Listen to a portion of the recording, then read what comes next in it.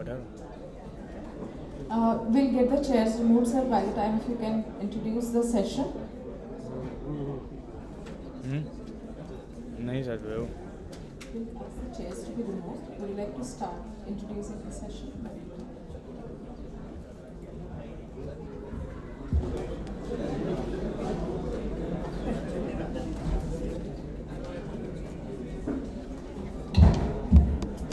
Am I audible now? Yeah. ये तो आज है जो जो Hello. Shall we start, Himanshu Bhatt? Yeah. So MBA में बनने से तभी पापा ने हमने तो we will begin our third session, and in this session there are two very noted speakers. The first one is Dr. Anurag Mishra. There are a few interesting aspects about this session. First and foremost, in HR circles, whenever we arrange any talk on leadership, there is no doctor present. Okay? The only doctors are those who are PhDs, but not the medical doctor. And today, as I said, Himanshu, makes something different in his program. So the difference is we have invited Dr. Anurag Mishra, who is a very well-known surgeon. And why did we invite him? So there are a few reasons. One reason is, can I have your attention please? Yeah. One reason for inviting Dr. Anurag Mishra is that he runs a group called Mashal, and this group focuses on leadership development among healthcare professionals. So he is already doing the job which we seek to do.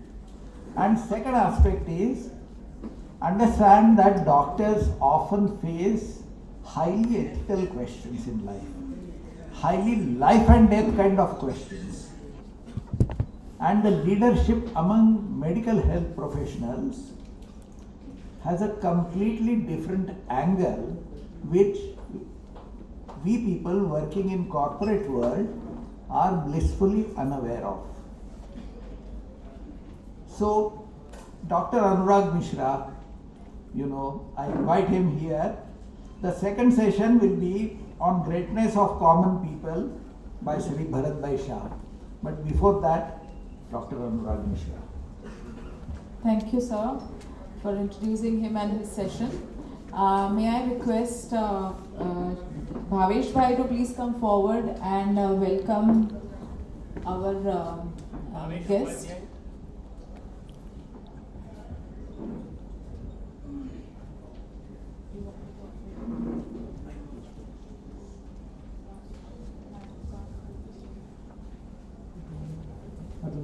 Hello.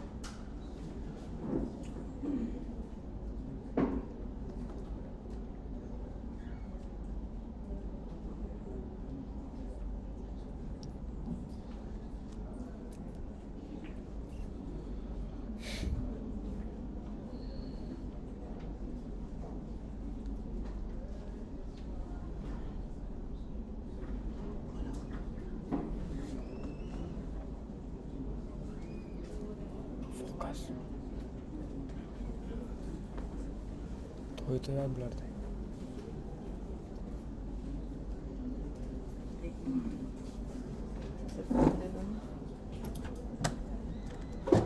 Thank you. Welcome.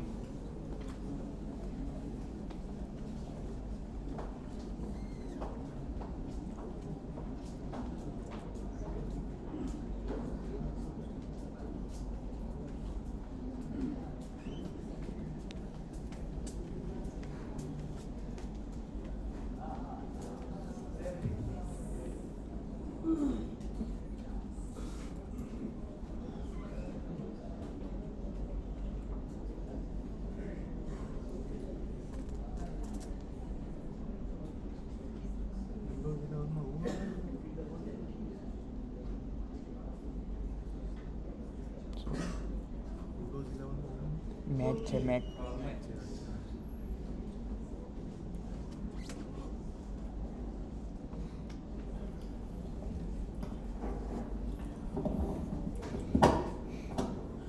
I'm audible?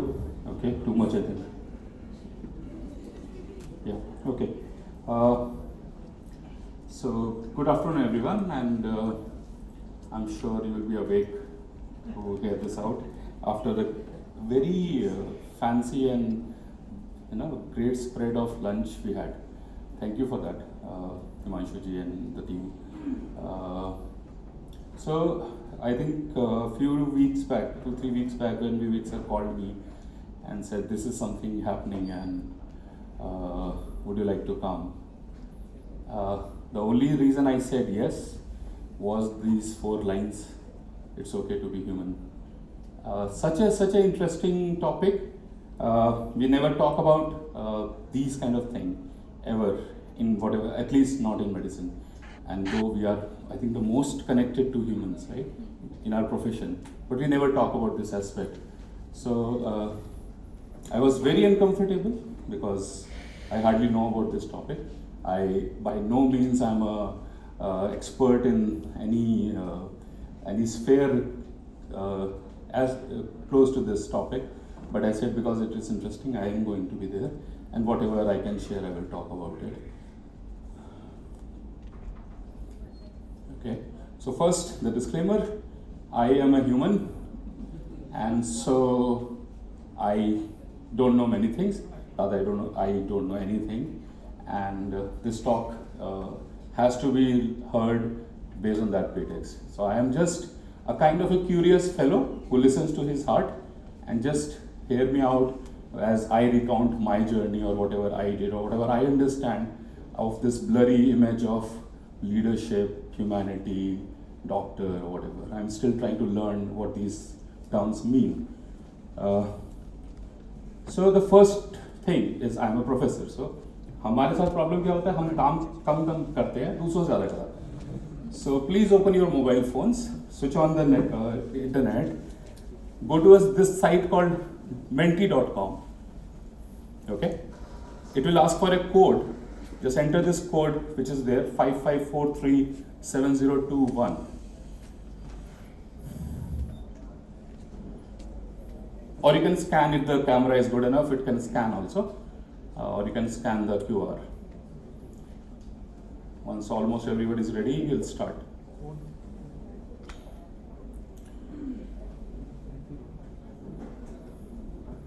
Everybody got this?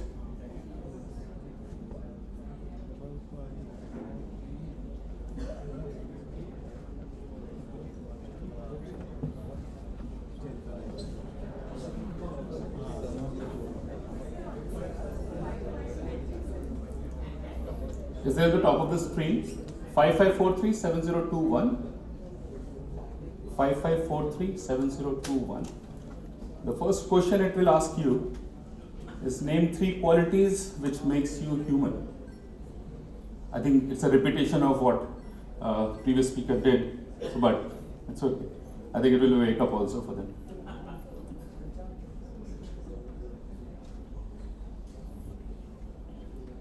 Have people started entering? Okay, let's see.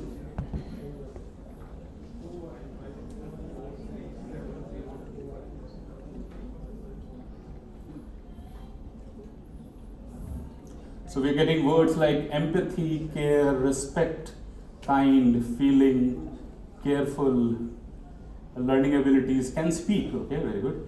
Pain, wow. Compassion, human being, art of giving,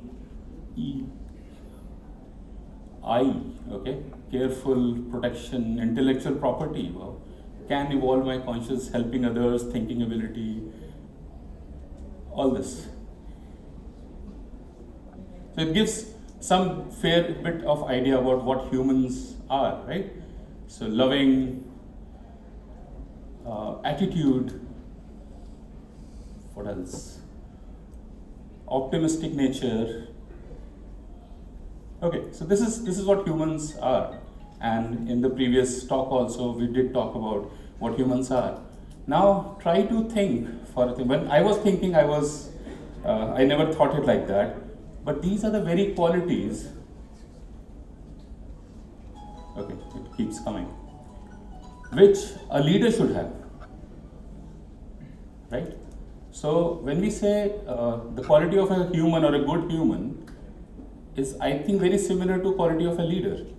He has to be empathetic, and we will come to more qualities which the text have described, and we'll talk it after that. But before that, just keep these words in your mind as we go forward. We go to the next question.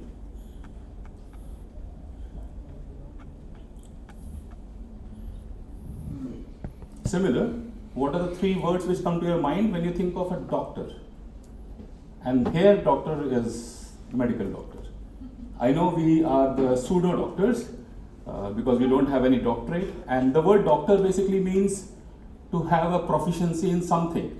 Okay, that's why the PhD people, because they do a very detailed research or a thesis on a particular topic, actually they are the real doctors. I accept that. We are fake doctors, but here we're talking about us.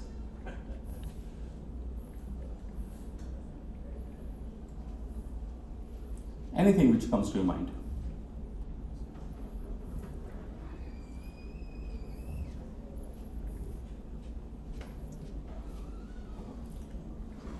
God.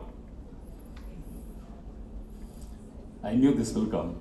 Okay, experts, medicine, caring, noble, empathetic, intelligent, smart, loving, expertise, health advisors, thoughts, hard workers. Okay, it gets smaller and smaller.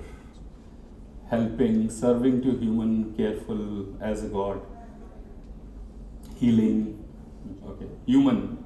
I like that word, human. Right. So again, keep these words also in mind as we proceed.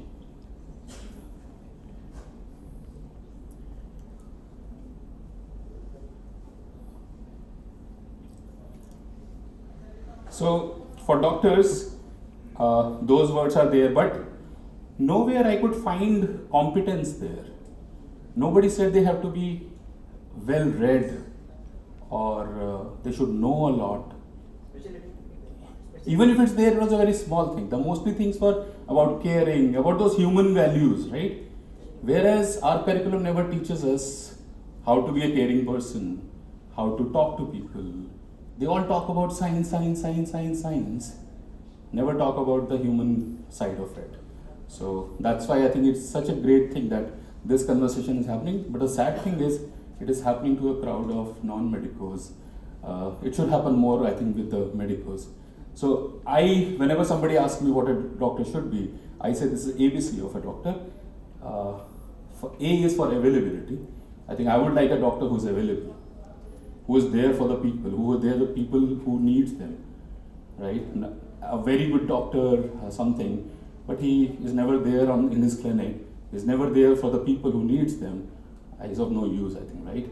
Second, B is behavior. A doctor is there. His behavior should be good for the patient, and B will include all the human values in that behavior. And C is competence. Competence is important, obviously, but it comes way down after A and B. So this is something which I generally teach my students, that the first 2 things also have to be worked on. And later in the presentation, you will see that what we worked on, those A and B. Okay.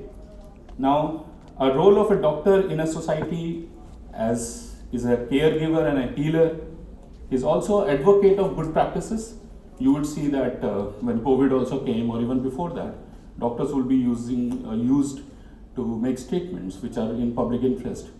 It is also used by corporates or an image of a doctor to sell products, right? This toothpaste is recommended by doctors. So they are seen as advocates to society. These are obviously advisors and counselors to individuals, to family, to nation also for policy making. So they are advisors and counselors. They are managers, clinics, hospitals, teams. So the similar roles. And then they are also leaders because they are doing all that thing. They are also managing teams. They are molding future generations also. Just because they know that I am a doctor, they will automatically come to me for advices. So this is something which people give you for granted, like you are there and you can advise us. No matter what age is, no matter what, they don't even know what standard of understanding I have, but they will ask. And then they have to be human, right? So we'll talk about the bottom two in this, because the talk is revolving on three terms: doctors, leaders, and human.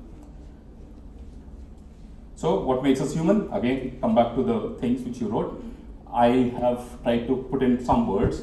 Let's see if Sir quoted Aristotle. So he said that we are rational animals pursuing knowledge for its own sake, and we live by art and reasoning. So similar words he used. So art and reasoning was something he added. So we have brain. Yes.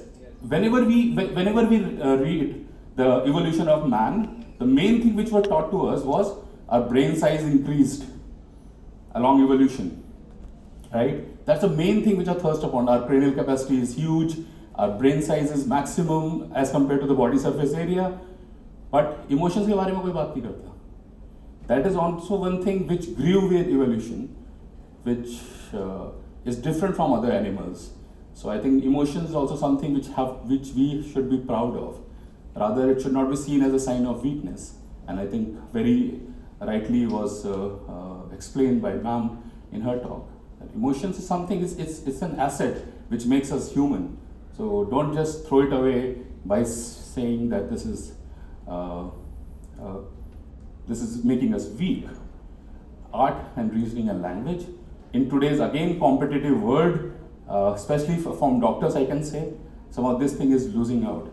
As soon as school tak, wo sab kuch karte honge. They would be good painters, they would be good quizzers, they would be good debaters, everything. As soon as they enter MBBS, what they do is just study. Which is sad, which is really sad. Because they come out as somebody who knows the book, but I don't think they are human anymore. So as somebody, I heard a TED talk who says that we were very creative and very good, and then education destroyed us. So this actually happens. I'm sure it would be happening in other courses as well. When we try to put too much of science in it, I think we lose the essence of it. Curiosity. I think this is another thing. It is seen in some animals also, but humans are known for their curiosity. When they were evolving, just their curious nature took them to places and took them to moon as well. So curiosity. Innovative. They were innovative, that's why they could survive the world, and they can actually, you can say they ruled the world and they're ruling the world just because they were innovative. Social. I think this also came up. We like to be in these kind of gatherings. We like to huddle around. तो इसीलिए बार-बार बोलना पड़ता है कि आप लोग seats पे वापस आ जाइए. Because we like to be social. We like to converse. We hated the lockdown phase of COVID because this is what we are. But are we? If you think back in our day-to-day life, are we going away from it or working towards it, or being social? ऐसा तो नहीं है हम अपने professional उसके लिए हम लोगों से करते जा रहे हैं और कुछ एक गेन्स के लिए. It can be academic, it can be monetary, it can be anything. So another thing is about cooperation and helping. So there was a good experiment done between where tried to study chimpanzees and some differences came out between humans and the cooperation is seen in animals also. They cooperate, but that helping nature when you don't have to gain anything, but you'll come out and help others. I think is the quality which is inherent to humans. So again, these are qualities which we need to work on and let them make them grow. As you see children, I think Sir also talks about a model where children are more positive and what do you say? They choose good values, whereas adults can choose otherwise. So somehow something we do in our raising kids or something which makes them different, right? Children are innately designed to help others, to be good, but we teach them, I think, wrong things, or the education teaches them wrong things. So we need to think about that. We are rational. That's another. This is, I think, one very important thing which is not there in any other animal, which is we can modify our reactions to whatever circumstances thrown to us, to whatever stimuli thrown to us. We can change every time. If my reaction would be different if a person weaker to me slaps me and a person stronger to me slaps me. This only humans can do that. So whenever any challenge is thrown to us, a leader will react differently and a simple person or will react differently. And as said, leaders are made by choices they make, not by the circumstances. Circumstances maybe, but according to the choices they make. In the same circumstances, we had the example in morning, different people chose to do different things. Like Sir said, there was a terrorist organization and then there was Tata Group. They chose to do differently. So how we react to a particular thing also makes us. And this is a quality which is only in humans. But again, in the today's world, what we are learning, algorithms, which kills this capacity, right? When say, ye hoga to ye karna hai, simple. Which is maybe in a large population it might work, but are we becoming robots or are we becoming humans? That we need to see. Self-awareness is another thing. There's a story about the two birds theory. One bird is the experience and the other bird is observing the experience. So self-awareness is something which is again very unique to us. Accepting weakness. Again, because we can self-aware, we know that what weaknesses we have. Ideally, humans should accept their weaknesses, but again, because we are raised to be heroes always, we are raised to be strong always, sometimes this never happens, especially when you are in leadership positions, when you are in top positions, especially when you are doctors, you can never say that I don't know. If a patient comes to you कि doctor साहब मुझे बुखार है, मैं नहीं कह सकता ये कि मुझे नहीं पता. And this happened in COVID also. Obviously, in the first 2-3 months, nobody knew what is happening. But anybody come up and say कि we don't know anything? Everybody says हाँ ये दवाई खा लो. फिर 6 महीने बाद पता लगा वो दवाई काम ही नहीं करती थी. Just because we fail to say that we don't know, and we are working on it. And so many trials happen, so many things happen, so many hoardings of drugs happen which were useless. And then empathy. I think if somebody asks me for one word, I would choose this word. If you want to be a good human being, if you want to be a good leader, if you want to be good at whatever, I think this is the word, right? Empathy. I have a small video for you guys. Let's see.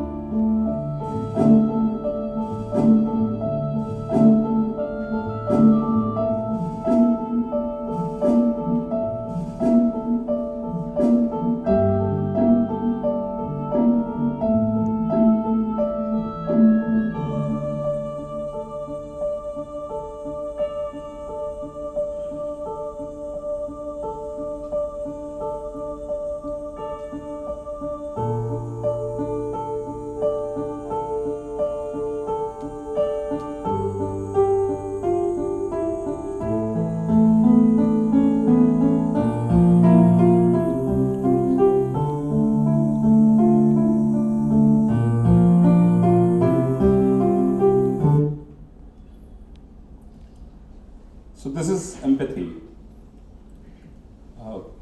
Saying it very easy that you have to stand in somebody else's shoes, but what we do every day, we have hundreds of these stories, these people whom we are like in between them, trying to help them, and obviously it is not easy, not at all easy. You can, this 2-3 minutes video would have made you emotional. Just understand that what happens on the other side, especially when you are responsible for their decisions, you are responsible for their outcomes. So it's yes, writing as God is very easy, but no doctor is God. And playing role of a God, you would understand, is very difficult. It's not easy. So, okay. So, all these values of human which define leaders, which define doctors, are very important. We all understand that. When we talk about it, everybody says, yes, it should be there. But our curriculum, our things do not train us for this. That was the main problem which I felt when I was a medical student. And that is why I think I started doing some different things. Another thing, okay, if I say you're an average speaker, what does it mean? When somebody says you are an average speaker, you're average. How is he average? He will not be selected for job. Am I right? If somebody sends you a rec as he's an average. So average is the new bad, which is somehow very disturbing. Because the science say that average is the only normal. Okay? If your height, if your weight, whatever, if it's good when it's an average. Anybody above that and anybody below that is abnormal, right? Even for academics, I have a theory, I have yet to test it by a study design, but it's my list, and someday I will test it.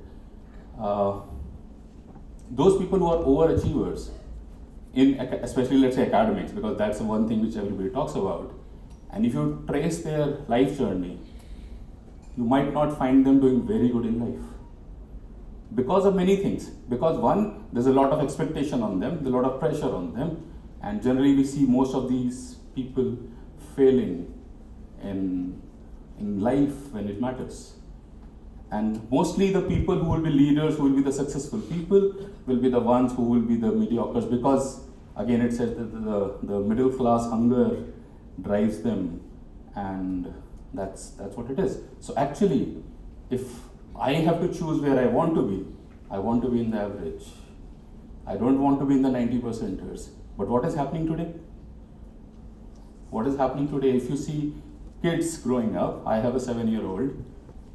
She comes back and says, "आज मुझे star मिला, आज मुझे 2 star मिले, आज मुझे smiley मिला," for kind of an average work, right?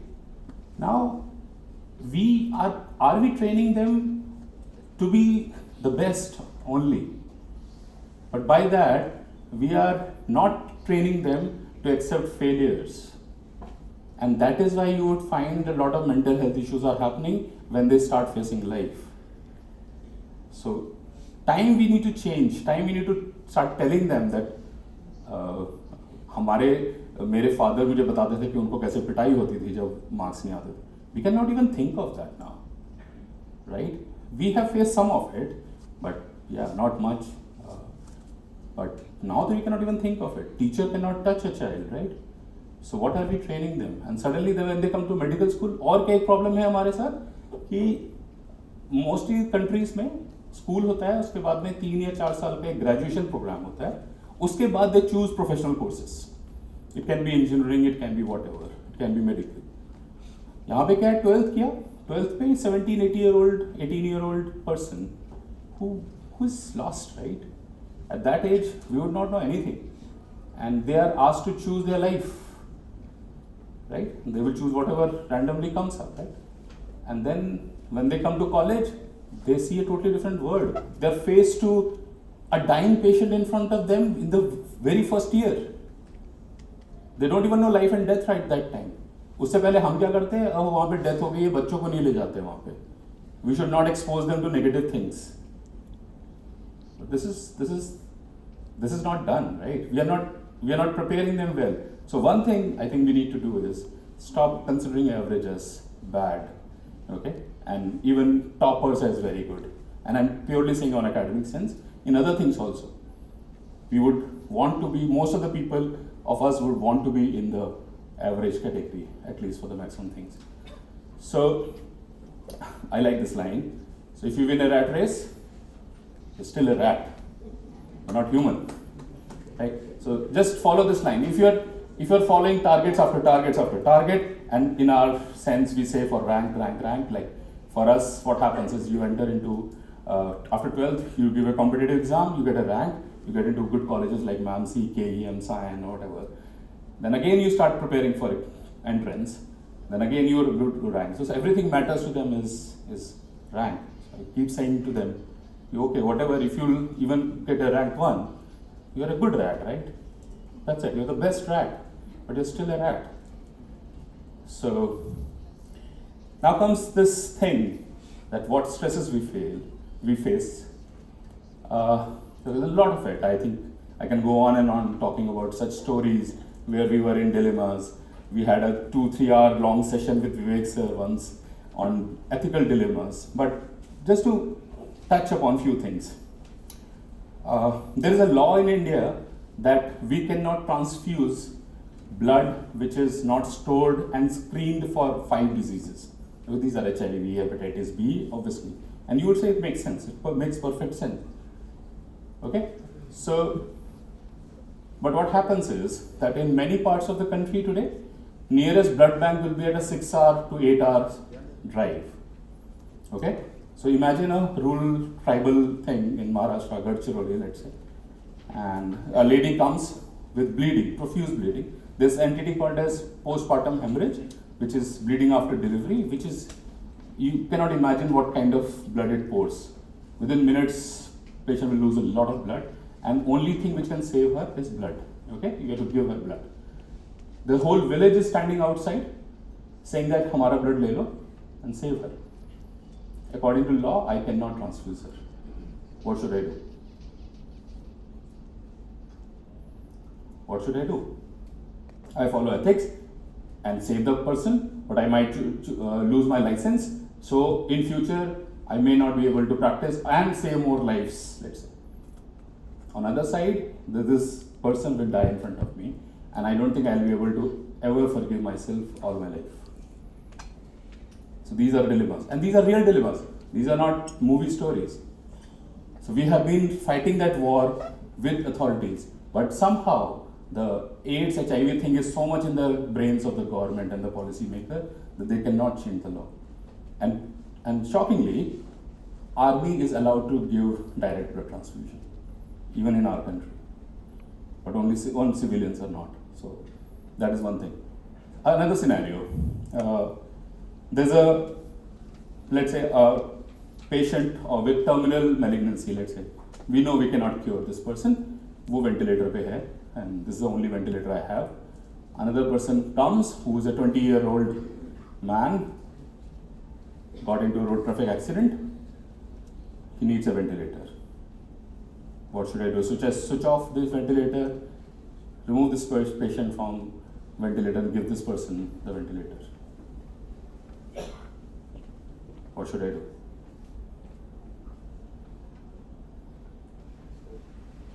Right? So these are the dilemmas, and in disaster situation, who should get food first, who should get priority? There's so many things which we face every day. Okay? And then what happens when we are young? When I was young, I started volunteering because I said, ये जो college में पढ़ा रहे हैं ये कोई sense नहीं कर रहा, because this is not why I wanted to become a doctor. So I started doing camps, I started going out. But वहाँ जाके you will feel more in failure कि कुछ कर तो पा नहीं रहे हो आप. You go once, let's say, even every week also if you go, you will treat what, 10, 15 patients and come back. You're not doing anything. After months, we did nothing. The system is same. So then we realized, no, this does not work. So these kind of realities are there. Difficult decisions, whether to operate or not to operate, whether to, when to say, okay, now it's enough, I need to come out. During surgery, I'm telling you about. And when to give which drug. In COVID, this is, again, a lot of stories, a lot of emotional stories there. One night, I saw 17 people died in front of me. During COVID, I was not supposed to be running, but I was running around 5,000 odd beds of COVID, which was in collaboration with an NGO. Because hospitals were running with a very shifts kind of thing, and so I was free for much more time, as maximum of us were. So I chose to work with the COVID center. There was a phase in Delhi, I'm sure you would have watched on the news, for around 4 or 5 days, the oxygen crisis was there. There was no oxygen with us. We had at that time 90 patients on something called as a near about, you can say, ventilators, which are using high oxygen. उनके लिए भी हमें oxygen supply पूरी नहीं मिल रही थी. So obviously there was a clear order to us that you cannot admit any more patients. But patients were coming. What to do? They just stood there. They said, we are not going anywhere. And they died outside the hospital. We could not do anything. It's like, obviously, we used to go back, and with the whole team, I'm telling you, we used to go back in our rooms and cry for some time and come back again for shifts. This is how life was for a few days. Then obviously things improved, and then we had surplus of everything. Oxygen plants, so morning somebody was telling about oxygen plants and concentrators, everything. But when it was needed, it was not there. So whenever you are proactive and going for these things, then also it hurts you a lot, because you were there to save lives and you could not. So these are another dilemmas, another problems, another stress in our minds. Now we know the medical realities, right? We know this will work, this will not work. We know what will be the outcome of this. And when somebody near and dear, one of yours, is in that situation, Now you know from inside what is going to happen, but still you have to console others. Like he was telling the story about going out and being afraid at that time, but you have to be strong at that time. But from inside, who will make you strong? Right? At that time, where should these doctors go and share their feelings? Who would understand? There are no forums like that. Many doctors make mistakes. Again, sir was saying about mistakes, but we cannot go out and share our mistakes without being judged. So there's, I think in Europe, there was one such forum which was started. It was called Physicians Heal Thyself. And the reports were, obviously we could not see it live, but reports said the top surgeons, top doctors came there and cried. Because that's the first time they were expressing their mistakes, which is hidden in their heart for very long. And so I think what is needed is creating some forums. So what are the possible solutions of all this? Of teaching humanity, of taking care of doctors and others. So obviously I don't have solutions as a prescription, but I would just share what I figured through the journey. In initial phase, this doesn't have a pointer. Okay. So in the initial phase was a volunteering phase where I was alone. I used to go out. You can see scenes from Kashmir when the flood happened, the Nepal earthquake, and then Uttarakhand landslides. All these areas I volunteered. I was there for 1 month, 1.5 months, and did work there. Then I realized, okay, this is not enough. Maybe we need to do it in a more structured way. You can see kind of a logo of Doctors for You. This is an NGO which we formed when I was an intern.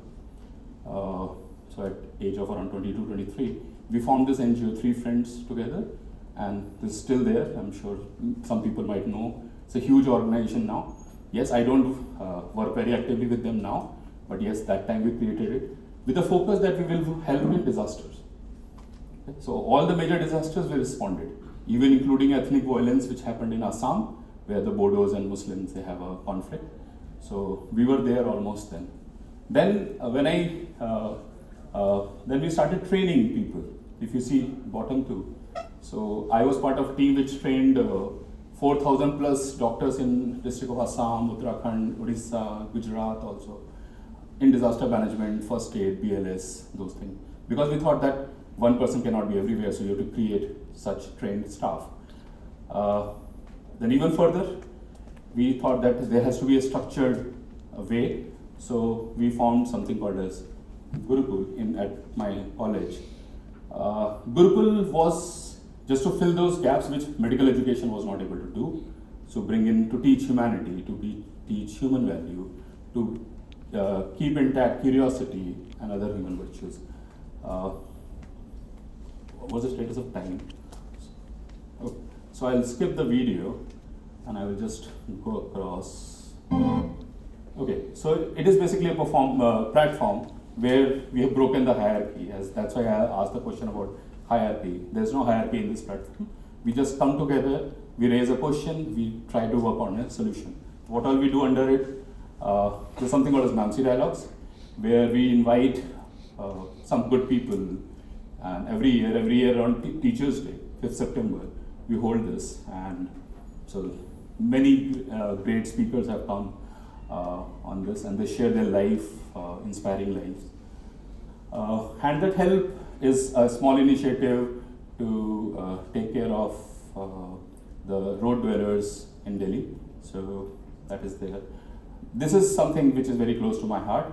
DOCS stands for Doctors on Community Service. What we do is, I generally, along with 7-8 students, we travel to a remote area. We generally work with an NGO, local NGO there. We work with them for 7-8 days. What it does, it sensitizes the students towards the need of the community. It also exposes them to the realities, because mostly people who come to our colleges are, people from Delhi and urban areas who have never seen villages, don't understand ki hum kya baatein kar rahe hain and all that. So I think it's very important. These are life-changing experiences. When we do feedback sessions after these, what students recount is amazing. So this is something else. Plus, when as a faculty I'm traveling with them, we have some good bonding also, and it breaks that barrier which you were talking about. Okay, if you see below, this is a sketching workshop. I also participated in this sketching workshop. This was taken by a third year student at that time. So we do the reversals, okay? We do workshops which are handled by students. There's a mental health initiative, we call it Dost. It's a very beautiful 3-tier system.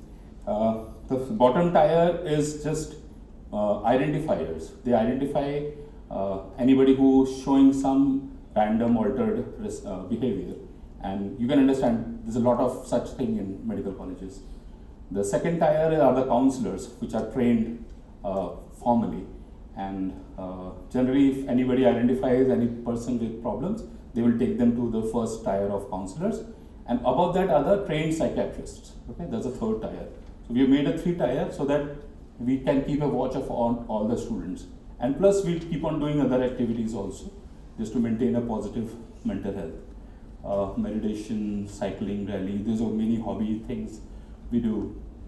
Chopal is, so every Tuesday, we will, there's a place predefined, there's a fixed place where we will meet, and this is a random discussion place so that this physical get-togethers keep on happening, and many ideas come from these chopals. So whatever is discussed. Book clubs, we have a magazine. This is a medical technology amalgamation, because we thought that 5 medical schools should be in isolation. So we, IITs, triple IITs, many of them, they also are member of this. So we do meetings together, we do projects together. We do movie screening which are of relevance, and plantation drives, many other things. Okay, this is something unique in most of the, so this is one structure which got it built. It was all crowdfunded, like students donated money, raised money, and we got this built. So this is the first student-owned thing in the college. And I think it does what it does, it creates a bonding with the college. And this is our, and kind of that. So we did that. So this is about, also we have a fund for poor medical students for their books and other things. We have a mentorship program called Satyamreshi. So where now it's, many of our programs which were started by Gurukul are now formally adopted by the college. So they are happening at a college level now. So this is about Gurukul Mashal, I think sir already talked about. So Gurukul is one of the partners in this, but this is a unique thing. In medical line, nobody talks about leadership. Though we are expected to play a role of leader, but in corporates, I'm sure you all would have done some kind of leadership program, but in medical line, nobody talks about it. Okay, we are expected to. As soon as you enter MBBS after 12th, you are expected to be the best human being. You are expected to be leader. You are expected to be empathetic, everything. Okay, so realizing that, we started this. I think 5th batch is going on, and later this month we are having a residential course at Lonavala of Mashal. So that is there. So what should we do? If we want doctors to continue working as leaders, they should keep learning, that is first. They should be empathetic, very important. Think about cost always. Okay, cost not for us, not for our profit, but what is costing to the patient. Many of time you would not even know, but patient will be selling their lands just to get the treatment or just to get those facilities done. So just be aware of what is happening. Keep patient always at the center. Profits and everything will come. For doctors at least I can say that. And do not wait that somebody else will take charge. Whenever there's an emergency, I think you have to jump in and take charge. Finally, I think take care of yourself. This is very important. And I'm sure this is for other professions as well. Right? Whenever you're in a leadership position, we have to take care of ourselves. So one saying was that if I don't have 10 rupees in my pocket, I cannot give 10 rupees to anyone, right? So if I'm not happy, I cannot make anybody happy. So that's the bottom thing. So always remember you have to take care of yourself.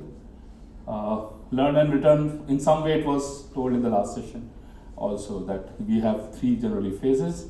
In first phase we learn, then we earn, and then we start returning. I would just say that do not wait for that third phase to start returning. Okay, maybe the proportion can be less, but start returning as soon as you can, and do not wait for a time when you might not be able to return. Maybe so we have such stories. Today is not the time for that. So I'll end with this slide. So it's a simple prayer. I want all of you to just read it with me. So I seek permission to acknowledge the unvarnished natural catalogue of emotions and realities that come along with it. I seek permission to accept personal disappointments, embrace natural limitations, process normal stages of grief, and recognize the sting of pain, heartache, and frustration. I seek permission to not have every answer, but to have many questions, even questions to God. I seek permission to be tired and fed up. And I seek permission to desire good things and struggle against bad ones. So I'll end with this. Thank you.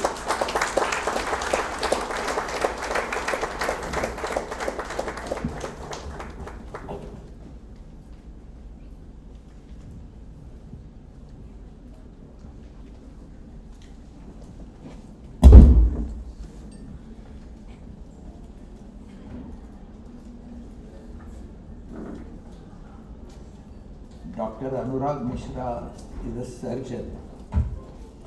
And doctor, you have just performed a surgery on our insensitivity.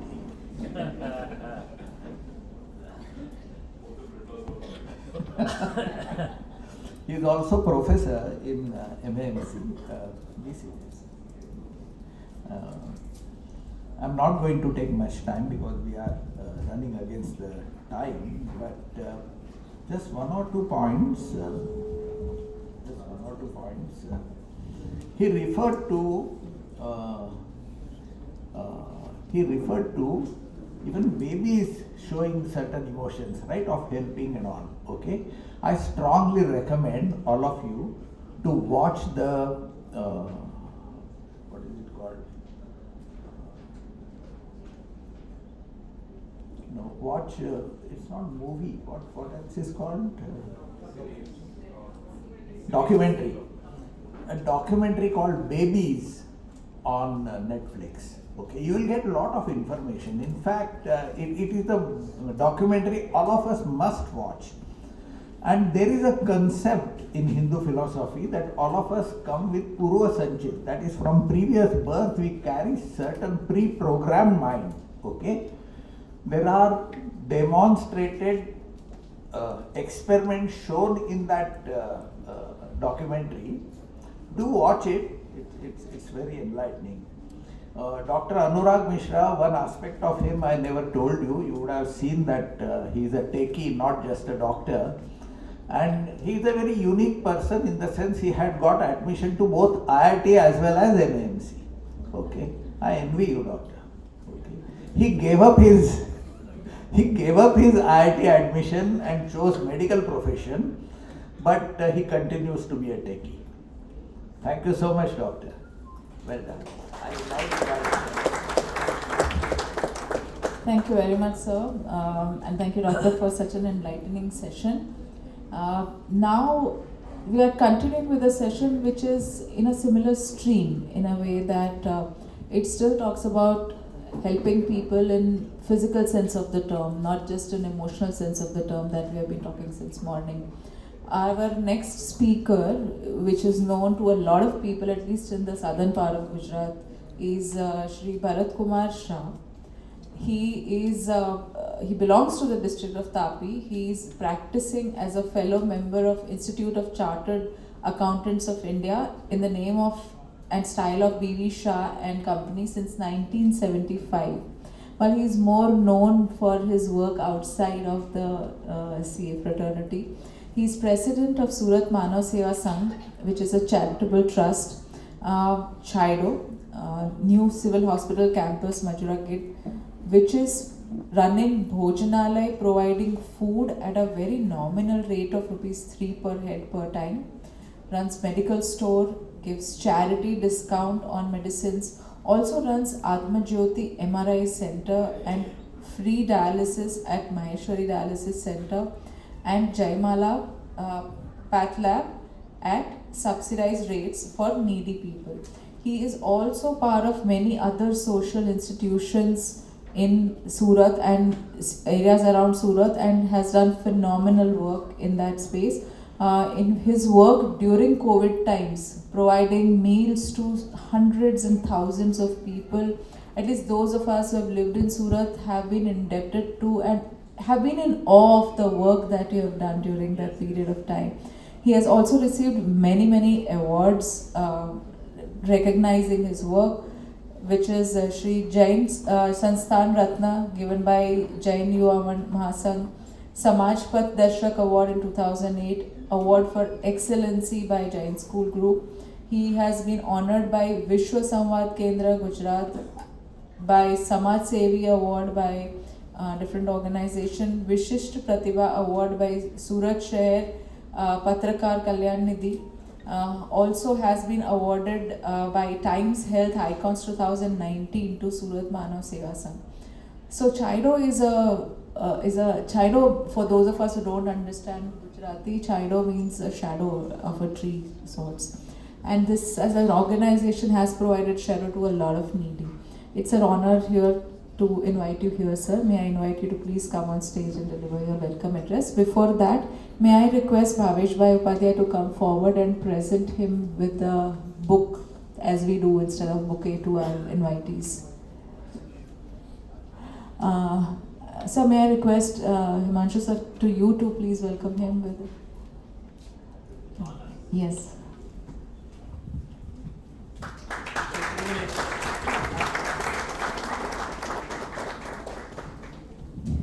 Thank you, sir.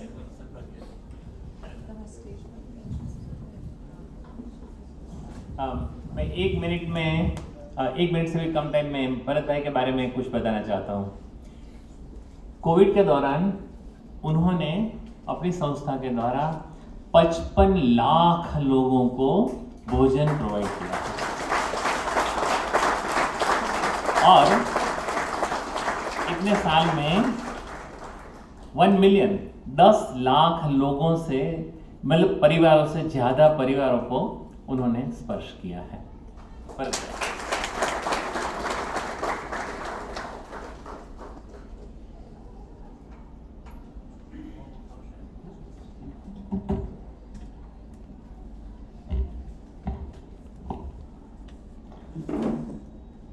नमस्कार मित्रों,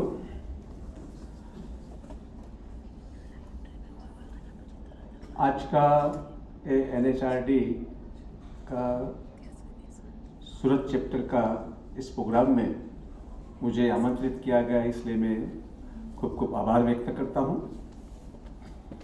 मित्रों, मेरा subject है आज का greatness of common man. Actually जो theme है यही है कि it's okay to be human. तो जीवन में ह्यूमैनिटी इज वेरी इंपॉर्टेंट। ज्ञान बस्तर स्वामी के एक प्रवचन में मैंने सुना था कि जीवन तो हर लोग जीते हैं, कि जो लोग with ethics, morality, spirituality and humanity के साथ जीते हैं, वही अपना जीवन सार्थक कर सकते हैं। जीवन में कई कठिनाई आती है, फिर भी एक आत्मीय आनंद की अनुभूति के साथ अपना जीवन जी सकता है। मित्रों, ऐसे तो हिमांशु भाई के साथ मेरी जो बातचीत हुई है, इसमें उन्होंने मुझे बताया गया है कि मेरे सोशल वर्क के दरमियान मेरा जो अनुभव है, इसमें ऐसे लोग जो गरीब है, जरूरतमंद है, लेकिन उन लोगों ने जो काम किया है और उन लोगों की जो ग्रेटनेस है, इसके बारे में मैं आपको बताऊं। ऐसे तो इस सब्जेक्ट के हिसाब से हम देखा जाए तो greatness of the common man, इसमें तो हम वो मेरे ख्याल से दशरथ माजा जिन्होंने पर्वत खोद के अपना रास्ता एकदम शॉर्टकट किया था, ऐसे लोगों को आना चाहिए। लेकिन so far as my social work experience, मेरा जो अनुभव है और हिमांशु भाई के साथ मेरी जो बातचीत हुई है, तो इसमें मेरे ऐसे अनुभव हुए हैं जिससे मैं 1995 से सोशल वर्क में जुड़ा हूँ और कभी कभी कठिनाई आती है, लेकिन ऐसे प्रसंग होने पर मैं वापस टिक जाता हूँ कि सोशल वर्क में से मुझे कभी भी पीछे नहीं करना है, मैं आगे ही बढ़ूंगा और एक मजबूत बंध बन जाता है। मित्रों, मेरा एक्सपीरियंस में मैं आपको एक बात बताता हूँ। थोड़ा साल पहले की बात है, 12-15 साल पहले की बात है, जिसने मुझे एक अनुभव के बाद मैंने अपना माइंड बना दिया कि मैं कभी भी अपनी सामाजिक सेवाओं से पीछे नहीं हटूंगा।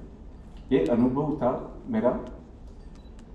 एक बार मैं अपने ऑफिस में बैठा था और सामने मेरा दरवाजा था, तो दरवाजे पे ऊपर एक लेडी जो गंदे कपड़े थे, फटे हुए कपड़े थे, बाल बेर बिखेर थे, हाथ में एक काली थैली थे, उसके ऊपर गंदे कपड़े के दूचे थे, वो वहां पे खड़ी थी। मैंने आवाज दी, बोलो बहन क्या काम है? मुझे लगा कि उसको कोई मदद की जरूरत है, तो उन्होंने वहां से ही बोला कि भाई अगर मुझे मेरी तरफ से एक टाइम का खाना खिलाना है तो मुझे कितना पैसा देना पड़ेगा? I was surprise. मैंने बोला बहन जी अंदर आइए। उस टाइम पे हमारी जो भोजनशाला चलती थी वहां पे हम 1500 रुपये में एक टाइम का भोजन कोई भी खिला सकता है। तो मैंने बोला कि 1500 रुपया देने पर आपकी तरफ से भोजन हो सकता है। उन्होंने अपनी काली थैली के ऊपर के नीचे निकाल के वो थैली मेरे टेबल पे ऊपर एक ऊँधी रख दी और इसमें से मैंने देखा 1 रुपया 2 रुपया का कॉइन्स, 5 रुपये की नोट, 10 रुपये की नोट, ऐसे बोला कि साहब इसमें से गिन लो। 1500 रुपया गिन के रसीद बनाई और मैंने बोला कि भाई बहन जी आपको खुद को इतने पैसे की जरूरत है, आप इतनी तकलीफ में है, तो क्यों आप मुझे डोनेशन देते हो?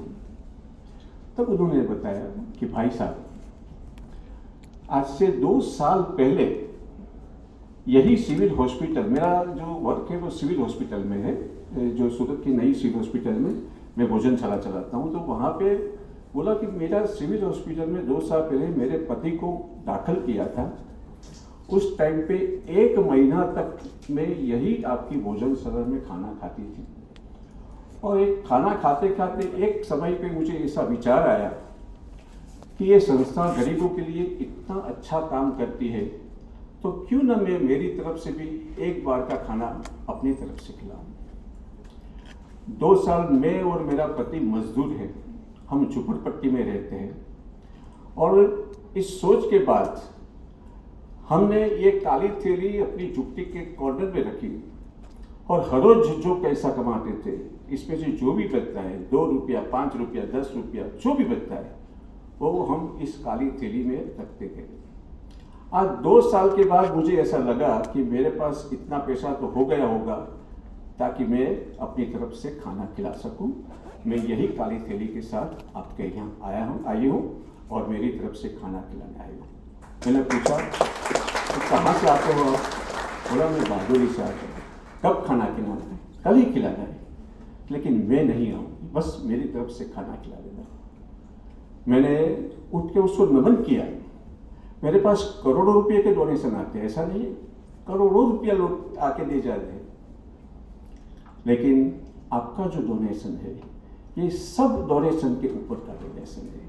और वही चीज़ मैंने यही सोचा कि ऐसे लोग जब पैसा देते हैं तो ये आटा में नमक जितना होता है और आटा का स्वाद चेंज हो जाता है। इसी तरह से मैंने सोचा कि मेरे जितने भी डोनेशन है लेकिन ये डोनेशन का महत्व सबसे ज़्यादा है। और उसी टाइम मैंने भी तय कर लिया कि मैं इस सोशल वर्क से पीछे नहीं हटूंगा। ऐसा ही एक मेरा दूसरा अनुभव है।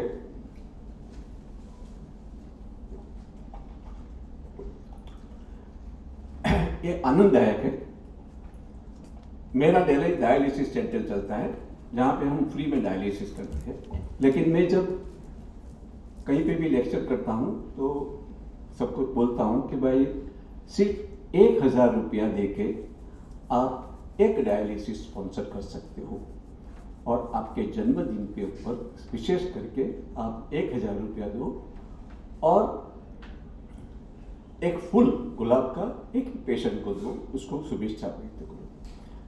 तो बहुत सारे लोग मेरी ये स्कीम के हिसाब से मुझे पैसा देते हैं, कोई फैमिली मेंबर्स के हिसाब से देता है। तो मैं प्रवचन करता था, एक 16 साल का बेटा, इट्स वेरी कॉमन पीपल, वो जहाँ से मिडिल क्लास फैमिली में से आता था, वो मेरे पास आया, साहब मैं कॉलेज में पढ़ता हूँ और मेरा पापा मुझे 500 रुपया मेरे पॉकेट एक्सपेंसेस के लिए देते थे। मेरे पास हालांकि अभी मेरे 3-4 महीने से बचे हुए पैसे में से 500 रुपया मेरी जेब में है, और 4 दिन के बाद ही मेरी बर्थडे है, और मैं एक पेशेंट को स्पॉन्सर करना चाहता हूँ। मैं अभी 500 रुपया दूँ और बाद में 6 महीने में दूसरा 500 रुपया दूंगा तो चलेगा साहब? अरे मैंने कही दौड़ेगा, चलेगा नहीं दौड़ेगा। तुम्हारी सोच जो है, ये 16 साल की उम्र में तुमने ये सोच किया, पापा ने जो भी पैसा पॉकेट एक्सपेंसेस के लिए दिया, इसमें से आप एक डायलिसिस स्पॉन्सर कराने के लिए आए हो, मोस्ट वेलकम। तो मेरा तीसरा अनुभव मैं बताता हूँ। मैं बहुत सारी स्कूल और कॉलेज विजिट चलाता हूँ चैरिटेबल ट्रस्ट में। अमरोली करके, अमरोली गांव है, सूरत शहर से करीब 15 किलोमीटर है, वहाँ पे मेरी स्कूल है। तो डायलिसिस सेंटर के लिए स्कूल के प्रिंसिपल ने सब बच्चे को बोला कि भाई हमारी स्कूल, हमारी यूनिट की तरफ से भरत भाई को डायलिसिस सेंटर के लिए हमें कुछ पैसा देना चाहते हैं। वो 11,000 होता है, 15,000 होता है, जो भी होता है। तो सब लोग घर से 2 रुपया, 5 रुपया, जो भी आप अपनी इच्छा है वो दे आ सकते हैं। 9th स्टैंडर्ड में एक लड़का पढ़ता है, वो अपने पास प्रिंसिपल के पास आता है कि साहब मैं पैसा दूंगा लेकिन थोड़ा 8-10 दिन के बाद दूंगा। प्रिंसिपल ने बोला कोई प्रॉब्लम नहीं है। 10 दिन के बाद प्रिंसिपल ने मुझे बुलाया कि साहब हमारे पैसे इकट्ठे हो गए, आप आइए, हम आपको अमाउंट हैंड ओवर करना चाहते हैं। मैं गया, वहाँ पे मुझे कुछ 31,000 और इसका कुछ चेक दिया, सबने कलेक्ट किया और इसमें शिक्षकों ने भी दिया। लेकिन प्रिंसिपल ने बोला कि हमारे यहाँ का एक बेटा है, उन्होंने मुझे 200 रुपया दिया है।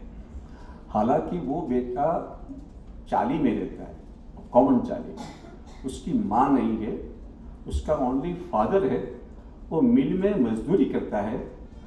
तो उन्होंने 200 रुपया दिया। बोला उनको बेटे को, मैंने बताया बेटा तुम्हारा पापा का कितना इनकम है? बोला कि मेरा पापा 5,000 रुपया कमाते हैं महीने का और हम चाली में रहते हैं। तो पैसा कहाँ से आया तुम्हारे पास? How you collect this money?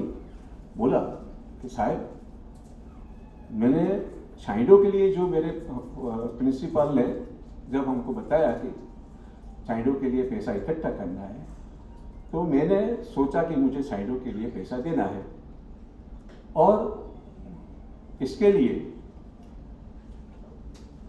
मैंने मामा जो है उसको बात किया कि भाई मेरे पास पैसा नहीं है, पिता के पास मैं मांग नहीं सकता हूँ, लेकिन मुझे देना है, आप मुझे कहीं पे भी काम दिलाओ। तो उसके मामा ने उसको अमरोली के एक रेस्टोरेंट में काम दिलाया। बोला कि तुम्हें 2 कलाक यहाँ पे रेस्टोरेंट में सफाई काम करना है। तो ही वर्क फॉर 7 days, 2-2 घंटा सुबह काम किया। वो अपने घर में रसोई भी करता था और वो पढ़ता भी था। जब उसको 7 दिन के बाद रेस्टोरेंट के मालिक ने उसको बताया कि आपको जितना भी पैसा देना चाहते हो आप मुझे दे सकते हो। रेस्टोरेंट के मालिक ने उसको 200 रुपया दिया और 200 रुपया देके वो वहाँ पे प्रिंसिपल को दे दिया। तो बोला भैया भाई क्यों दिया? तो वो कहता है कि शायद मेरी माँ बीमार थी, सिविल हॉस्पिटल में थी, और इस टाइम पे मैंने आपकी भोजनशाला में खाना तो खाया था, लेकिन मेरी माँ की बीमारी के लिए मेरे पास दवा खरीदने के पैसे नहीं थे, तो आपके मेडिकल स्टोर में से मुझे बिना पैसे भी दवा मिल गई थी। वो चीज़ मैं कभी भूल नहीं सकता था। और जब स्कूल के अंदर आपके लिए सब चंदा इकट्ठा करने की बात हुई तो मैंने सोचा कि अगर मैं इसमें थोड़ा पैसा भी नहीं देता हूँ तो मैं जो मेरा जो ऋण है मैं कैसे चुका सकता हूँ। तो इसीलिए मैंने हर दिन 2 घंटा 7 दिन के लिए काम किया और जो पैसा 200 रुपया मिला आज मैं आपको दे रहा हूँ। तो ये चीज़ जो होती है एक बच्चे के अंदर दिमाग में, हमारा जो लॉकडाउन का पीरियड था, लॉकडाउन में हमारी जो सब तो इंस्टीट्यूशंस के जो भी एम्प्लॉयज़ हैं वो भी काम करते थे। इसमें एक ड्राइवर था। तो ये ड्राइवर को मैंने बताया कि आपको काम करने का आया। वो काम करता था पूरा, वो ड्राइविंग के हिसाब से वो पूरा खाना पहुंचाना वो सब करता था। लेकिन उन्होंने एक दिन मेरे पास आ गया, साहब मैं छोटा आदमी हूँ लेकिन एक बात बताना चाहता हूँ। तो बोलो साहब, मैं भी 5,000 रुपया ये काम में देना चाहता हूँ, आप लोगे मेरा पैसा? अरे क्यों नहीं लूँगा, अरे तुम तो 10,000 रुपया कमाने वाला आदमी हो तो 5,000 क्यों लेते हो? नहीं मेरी बचत है, लेकिन ये काम में अगर लग जाता है तो मुझे अच्छा लगेगा, तो वाई नॉट। उन्होंने 5,000 रुपया दिया। I appreciate him. हमारे ये लॉकडाउन के पीरियड में एक राजेंद्र भाई गौतम करके आदमी था जो खाना पहुंचाने का काम करता था। वो करीब 3,000 आदमी को हमारे सूरत के लिंबायत क्षेत्र के वहाँ पे माइग्रेंट्स लोग बहुत रहते हैं, वहाँ पे वो खाना पहुँचाता था। अनफॉर्चुनेटली एक दिन उसकी टेम्पो का एक्सीडेंट हो गया। वो टेम्पो पलटी खा गया सरदार पुलिस के ऊपर और ही वॉज इंजर्ड। 19 टाँके आए उसको। 19 टाँके आने पर उसको हॉस्पिटलाइज किया। हॉस्पिटलाइज करने पर मेरे पर फ़ोन आया, मुझे हॉस्पिटलाइज किया है। मैंने कोई बात नहीं, आप अभी 6 दिन बिल्कुल आराम करो और 6 दिन के बाद ठीक होने पर वापस आना।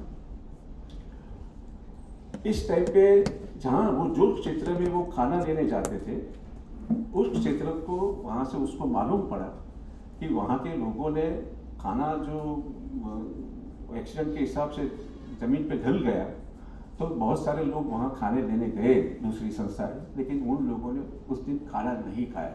बोला कि राजेंद्र भाई का एक्सीडेंट सुना है, हम आज खाना नहीं खाएंगे। तो राजेंद्र भाई को मालूम पड़ा, तो हॉस्पिटल में से next day 10 o'clock he came to be और बोला मुझे खाना दो 3,000 का। तो विथ पाटापिंडी एवरीथिंग, और डॉक्टर ने मना किया, फिर भी बोला कि मैं जाऊंगा, मैं मेरी सर्विस बंद नहीं करूंगा। और ही गोज एंड वो उन्होंने खाना डिलीवर करना शुरू कर दिया। तो ऐसे लोग जो है हमारे यहाँ, जिसको बिल्कुल चिंता नहीं है अपनी, बस सेवा एक ही बात है। छोटे झोपड़पट्टी वाले लोग के अंदर में कितनी आपकी दया होती है मैं आपको बताता हूँ। मेरे MRI सेंटर चलता है, मैं बच्चों का MRI 1500 में करता हूँ और इसमें भी BPL है तो फ्री करता हूँ। अबाउट 65 ईयर्स ओल्ड में उसको भी फ्री होता है, प्रिजनर्स को फ्री होता है, और इसके साथ साथ मेरे जो डोनर्स होते हैं उसको भी मैं फ्री करता हूँ। तो इसमें उन्होंने कुछ बोला नहीं होगा, और वो आया और उसके बच्ची का MRI था, रिसेप्शन पर गया, उन्होंने रिसेप्शन वाला ने बोला कि 1500 रुपया होगा। तो वो मेरी एंट्री हुई और वो पैसा गिनता था, और 10 रुपये की 20 रुपये की नोट 50 रुपये की ऐसे गिन के वो पैसा देना चाहता था रिसेप्शनिस्ट को। मैंने बोला कि किसका MRI करना है? बोला मेरी बेटी का है। कहाँ है बेटी? तो पीछे स्टेशन पर टूटी थी। बोला क्या करते हो? कि मजदूरी करता हूँ, मिल में नौकरी करता हूँ। तो पैसा कहाँ से आया? बोला कि 500 रुपया सेठ ने दिया और 1000 रुपया हमारी झुपड़पट्टी है, यहाँ पे सबने 10-10 रुपया निकाला, किसी ने 20 रुपया भी दिया, तो ये सब इकट्ठा करके 1500 हो गया। तो मैं यहाँ मेरे को रखो 1500 अपने पास, वो अपनी बेटी की दवाई के लिए काम में लगेगा, लेकिन अभी आपको देने की ज़रूरत नहीं है। तो दिमाग में ये आता है, जो झुपड़पट्टी में रहता है वो लोग भी ऐसे क्या है कि 10-10 रुपया इकट्ठा करके उसका पैसा जमा कर दिया। तो इस तरह की जो एक सामान्य आदमी होते हैं, जो गरीब लोग होते हैं, जिसको हम middle class family, lower middle class family करते हैं, उन लोगों में ये ह्यूमिलिटी जो है ये भी बरकरार है। तो सब लोग अच्छा चाहते हैं, everyone want, everyone should be happy. हम भी चाहते हैं, और हम लोग भी जो है ऐसा चाहते हैं। क्या चाहते हैं कि हम जो भी डेवलप करना चाहते हैं, किसके लिए? ह्यूमैनिटी के लिए, ह्यूमन लाइफ के लिए। जो ह्यूमन लाइफ है उसको अच्छी तरह का खाना मिले, अच्छी तरह का वो कपड़ा पहन सके, वो अच्छी तरह से रह सके, अपने बच्चों को पढ़ाई कर सके, उसको आरोग्य लक्षी सेवा है वो उसको मिल सके। ये सब कुछ होने के लिए ये सब काम हम करते हैं।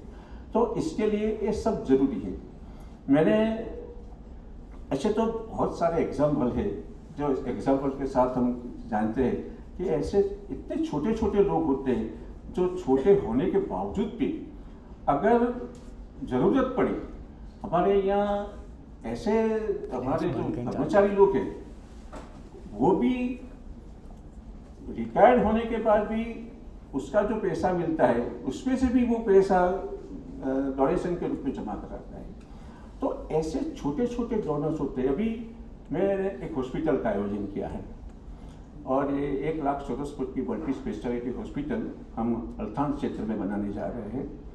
हमको एक 2300 गज जमीन एक डोनेशन में दिया है। जमीन की कीमत करीब 25 करोड़ है और इसके ऊपर हम 50 करोड़ के खर्च करके एक हॉस्पिटल बनाने जा रहे हैं। तो उसका भूमि पूजन प्रोग्राम था। तो प्रोग्राम के बहुत पीछे हमारे वॉलंटियर्स ने, एक बहन जी थी, वो ऐसे घूम रही थी, सिंपल थी, वो मेरे ख्याल से मिडिल क्लास फैमिली में आती थी। बोला कि भाई ये हॉस्पिटल यहाँ बनने आ रही है। तो हाँ, मैंने को पैसे देना है, डोनेशन देना है।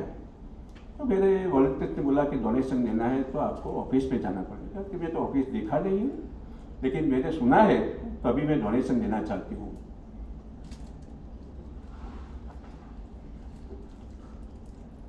उन्होंने 2500 रुपया वो यहाँ से निकाल के दिया कि मेरी रसीद काट के देना है। तो मेरे वॉलंटियर्स की उसका सन्नामा लिया और लेकिन उसको मेरे पास लेके आना था, लेकिन वो लेके नहीं। जब वॉलंटियर्स ने मुझे 2500 रुपया दिया कि साहब ये 2500 रुपया, एक लेडी इस तरह से हम पीछे जो आयोजन ये सब देखभाल कर रहे थे उस दौरान ये लेडी आई थी और लेके गई। हमारा मतलब ये है कि ऐसे छोटे छोटे लोग में भी ये ह्यूमैनिटी पूरी है और सब चाहते हैं कि बेसिक नेसेसिटी जो है हमें सबको मिलना चाहिए। वो गरीब है, तमंगर है, कोई भी है, उसको 2 टाइम की रोटी, पानी, बिजली, बच्चों को पढ़ाई, आरोग्य लक्षी सेवाएं, पैसा है नहीं है, ये सभी लोगों को पूरी मात्रा में मिलना चाहिए। और इसके लिए हम एजुकेशन को क्यों बढ़ाते हो? ये आज के एजुकेशन को हम आगे बढ़े। हम ट्राइबल एरिया में भी हम एजुकेशन बच्चों को एजुकेट करते हैं। तो एक सा मकसद यही है कि वो लोग पढ़े ताकि वो पढ़ने के बाद एक अच्छी क्वालिटी में उसका जीवन सुधरे, वो व्यसन मुक्त जो है, जो अपनी जो कुटेव में से उनके परिवार को बाहर निकाल सके, अंधश्रद्धा में से बाहर निकल सके और इसी तरह से वो अपना जीवन को ऊपर उठा सके। तो इस तरह से हमारी ये जो आज का विषय है, ये विषय it's okay to be human, ये बहुत अच्छा विषय है। Humanity is most important thing in life. और हम सब ये 4 चीज़ जो मैंने आगे भी बताया कि अगर हम जीवन में ethics, morality, spirituality and humanity के साथ अपने जीवन को जीते हैं। और हमारे यहाँ कोई भी आता है, कोई गरीब तकलीफ वाला, तो हमारे पास जो भी है इसमें से हम कुछ उसको दे के अगर उसके आंसू पोंछ सकते तो ये काम सबसे बड़ा काम है। आत्मीय आनंद की अनुभूति होती है। और हमारा सूत्र है, हमारी छाइडो संस्था है, उसका एक सूत्र हमने लिखा है कि योगी बनने के साथ साथ उपयोगी बनो। अगर आप योगी बनो तो साथ साथ आप उपयोगी भी बनो। और वही हमारे पास जो भी है, हम चाहते हैं हमारा भारत देश नहीं, पूरा विश्व के शांति हो, अमन हो, एक दूसरे के साथ मिलजुल के लोग रहे, शांति से रहे। यही भावनाओं के साथ मैं मेरी वाणी को विराम करता हूँ। और मैं एक 4 लाइन हमेशा मेरे प्रवचन के बाद गाता हूँ, वो ये है कि किसी की मुस्कुराहटों पे हो निसार, किसी का दर्द मिल सके तो ले उधार, किसी के वास्ते हो तेरे दिल में प्यार, जीना इसी का नाम है। Thank you very much.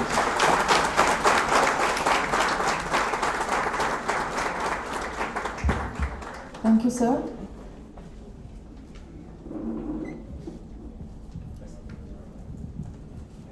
Shiv भाई, शिव बिल बैटरी लेता हूँ ना।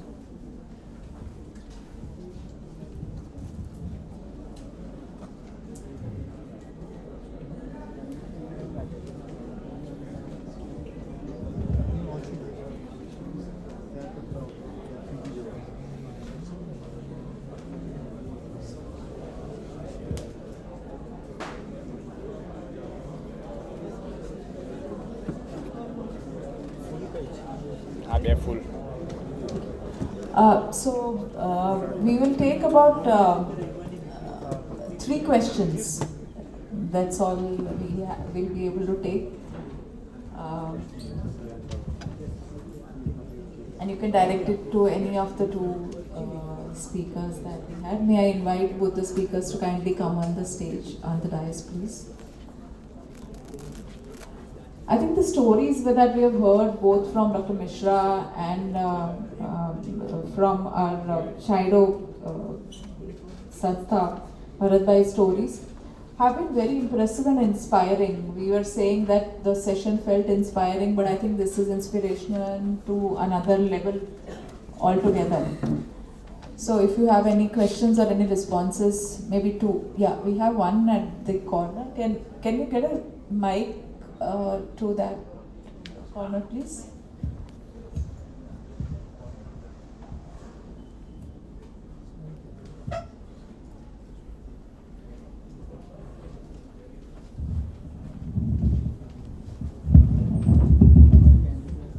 There is a belief that Indians play better in second innings.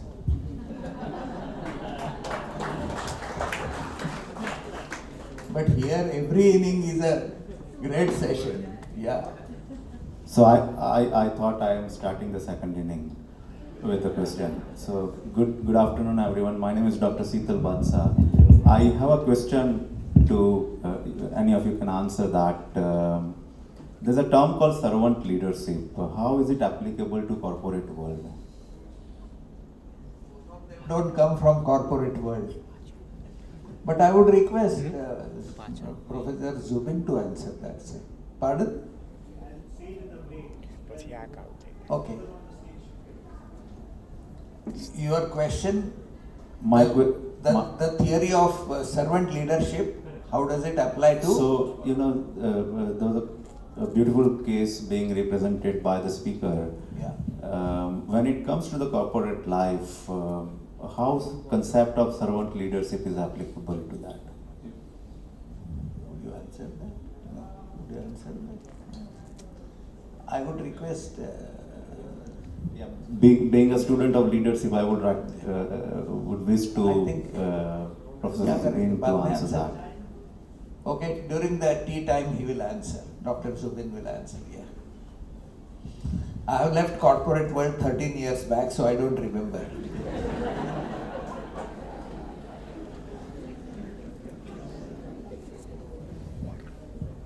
Any other question?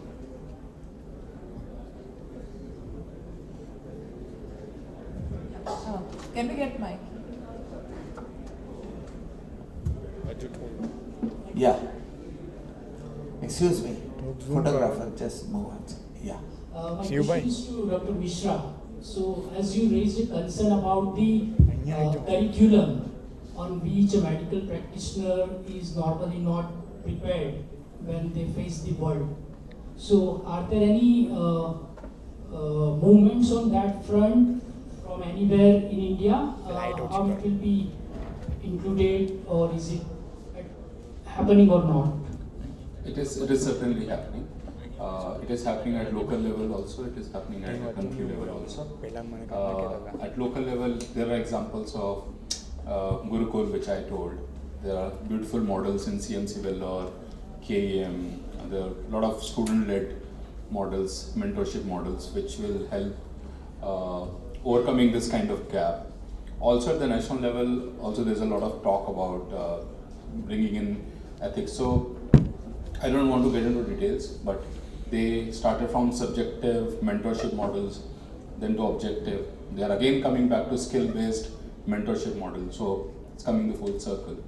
Already now the new batches of MBBS who come, they have to undergo a 1 month of something called as a foundation course, which is not technical, which is all about such things.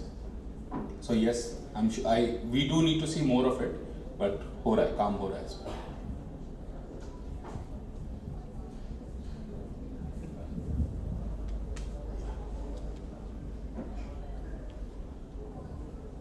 Good afternoon, I am Karan Shah. I just wanted to appraise sir I am from the medical college. I represent ZS Medical College as a HR head. So since last 2 years, once NMC has taken over MCI, they have implemented a competency-based medical education.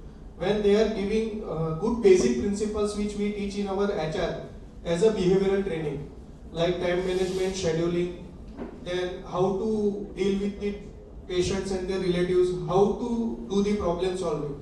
So it is a good part that in the previous year, because I am also one of the speaker and presenter in CBME program, being a part of the HR. So I have understand in detail in different topics, and we come to realize that being an Indian doctor, others have feel that they are very poor in communicating the skills compared to the foreign doctors. So I think this is a very good initiative taken by National Medical Council, and which can give good image and lesser confrontation with the patient and the relatives in future. Thank you. Thank you, thank you. I invite questions, comments you can discuss personally with them.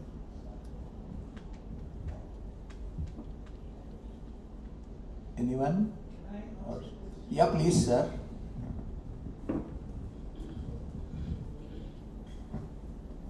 Thank you very much, both of you.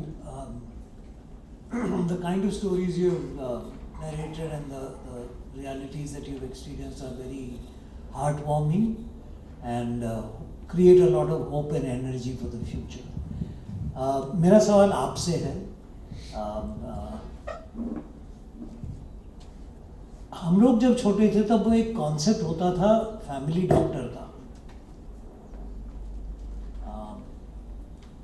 आज हम सुन रहे हैं आपकी कहानियों से कि community में anchor होना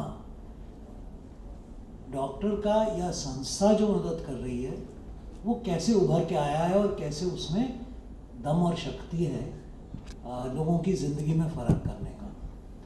तो इस कम्युनिटी एंकर डॉक्टर का रोल, इसमें आपको क्या आपत्तियां दिखती है? So far as doctors are concerned, हम डॉक्टर्सों की सेवा लेते हैं और मेरा मानना है मैं चैरिटी मैं कर रहा हूँ. डॉक्टर्स और चैरिटी के साथ कोई मतलब नहीं. उन्होंने पढ़ाई किया है, मैं कमाता हूँ, डॉक्टर्स को भी पैसा कमाने का पूरा हक है और मैं डॉक्टर्स को पूरा पैसा देता हूँ, बिल्कुल कंसेशन नहीं लेता हूँ. पेशेंट के पास कम लेता हूँ, लेकिन उसके बीच का जो भी गैप है I have to manage by way of donation only. मैं लोगों को कम रेट में देना चाहता हूँ, लेकिन साथ साथ में डॉक्टर्स को ऐसा नहीं बोलूँगा कि भाई चैरिटेबल ट्रस्ट है इसीलिए आपको इस रेट में काम करना चाहिए. मैं डॉक्टर्स को क्वालिटी ट्रीटमेंट देने के लिए बोलता हूँ, पूरा पैसा देता हूँ और इस तरह से मैं अपनी संस्था चलाता हूँ।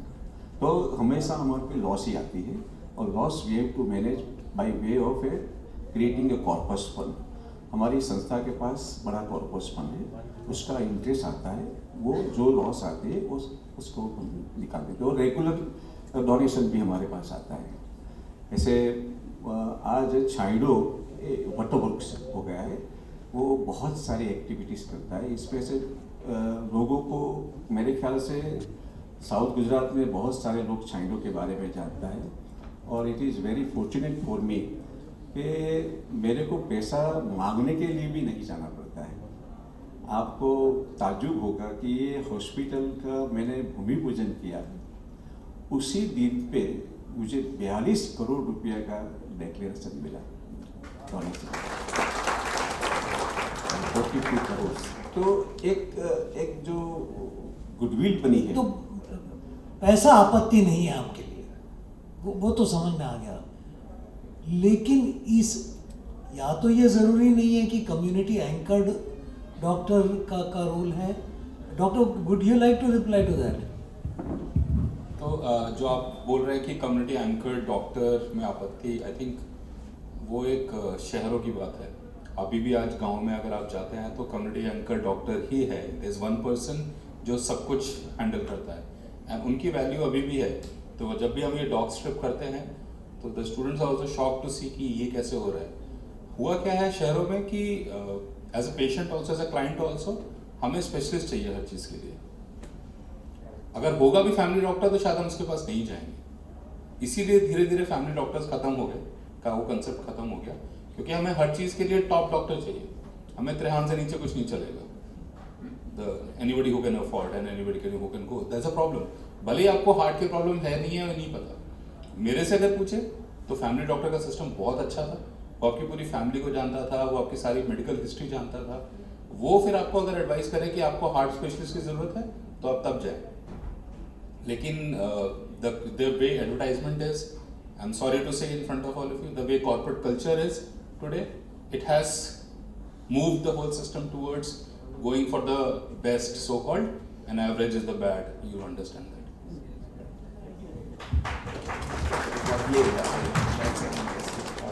Shall we close it here? Yeah, one question is coming. Last question. Yeah, that would be the last question. છાયડા માટે વાત કરી છે. આપે જે વાત કરી એમાં માનવ સેવા માટે તો બહુ સારી વાત કરી, બહુ આનંદ થયો. અને આપ જૈન પણ છો. એક વસ્તુ જાણી છે, જીવદયા માટે કંઈક પ્રયાસ હશે કંઈ ભવિષ્યમાં? આપણે માણસની સેવા કરીએ પણ જીવદયા જ છે. બરાબર છે. અને એ મોટી જીવદયા છે. આપણે એટલે જીવો પ્રત્યેનું કરુણા એ મોટામાં મોટી વાત છે, અને તે કરવી જ જોઈએ. અને અમે લોકો આ જે પ્રવૃત્તિ કરીએ છીએ તેમાં જીવ દેવાની પ્રવૃત્તિઓ પણ ચાલે છે. અમે આપણે ગૌશાળાઓમાં પણ અમે કામ કરીએ છીએ, અને એ રીતે ઘણી બધી પ્રવૃત્તિઓ છે. અત્યારે એનું વિસ્તૃત કરવાનું યોગ્ય નથી, પણ તમને મારા પેમ્ફલેટ્સ હું લઈ આવ્યો છું. નીચેથી મંગાવીને જેને જેને પેમ્ફલેટ્સ અમારી એક્ટિવિટી વિશે જાણકારી લેવી હોય તો એ છાંયડોના પેમ્ફલેટ્સ અહીંયા મળી શકશે, હિન્દીમાં છે, મેળવી શકશો. અચ્છા, હવે મારા તરફથી મારું 1 વર્ષ પેન્શન જે મને મળે છે 3000 રૂપિયા, એ આપવા માંગુ છું. Sir, sub questions not question છે. મારા તરફથી મને જે 1 વર્ષ પેન્શન મળે છે 3000 રૂપિયા, એ હું આપવા માંગુ છું. Thank you. So with this we are closing, but as Dr. Anurag began his presentation by asking you some words to describe, what words come to my mind at the end of this session is what I asked myself, and a few words: empathy, gratitude, generosity and care. What words come to your mind? Please write it down and you will be in touch with your feelings. With this we close and go for Thank you very much. our cup of Just tea. a little bit, I'll request Shri Vinod Bhai Pathak to please come forward and present mementos yes, to yes, both yes. our speakers, and then we'll Sorry. proceed for tea. Vinod Bhai.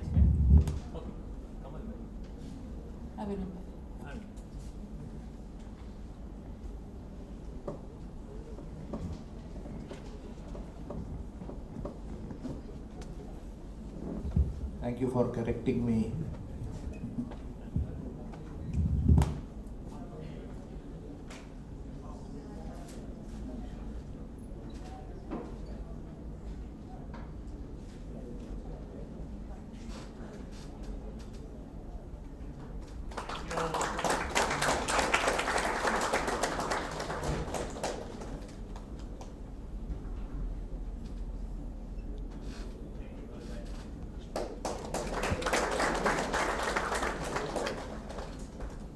Very much, sir. With this, we break for a quick 15-minute tea break. We are at 10 minutes to 4:05. We would like to start the valedictory session. And the tea is right behind where we had in the morning.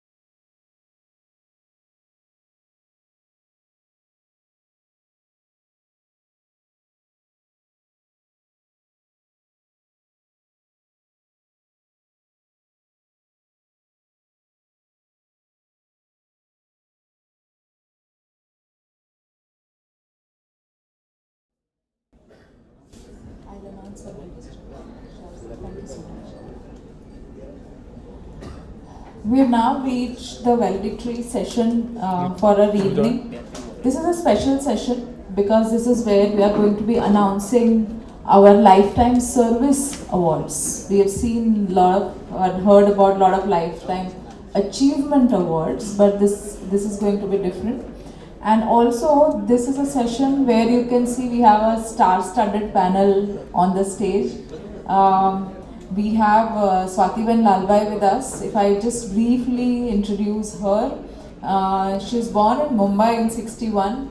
On her Dadaji's advice, she and her siblings were brought up in Atul and studied in Kalyani school along with the children of workers and officers. We have been talking about being human and equal. This is as human as it gets. In the lush green surroundings of Atul that gave her a wonderful childhood, and life spent in colony created the bonding with community one can only dream of. She did her BCom at Sydenham College of Commerce, Mumbai, and completed her CA. Instead of audit or income tax, she got immensely interested in stock market. She is more interested, however, now in education and associated with CSR activities of Atul Limited, which is done through Atul Foundation. She is also trustee for Atul Kelavni Mandal, Atul Vidyalay Trust, Atul Rural Development Fund, and Atul Foundation. She is member of Management Committee of Atul Vidya Mandir and Atul Institute of Vocational Excellence.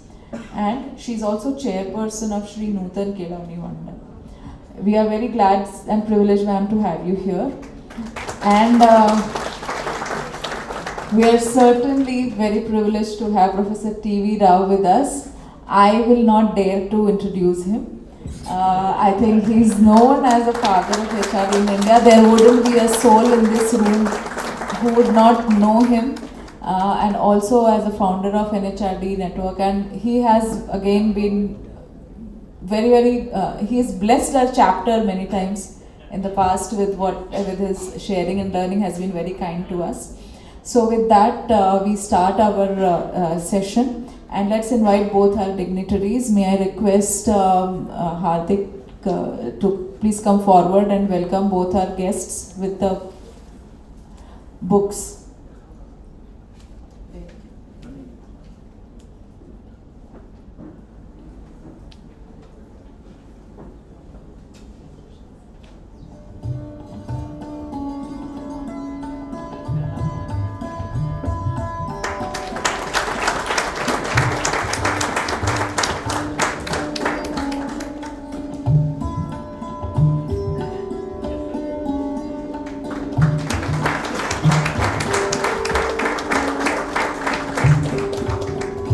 Thank you, Hardik. And now may I invite Mr. Himanshu Bhatt to please come forward and explain the concept of Lifetime Service Award, and maybe also you may want to talk about our recipients of this award.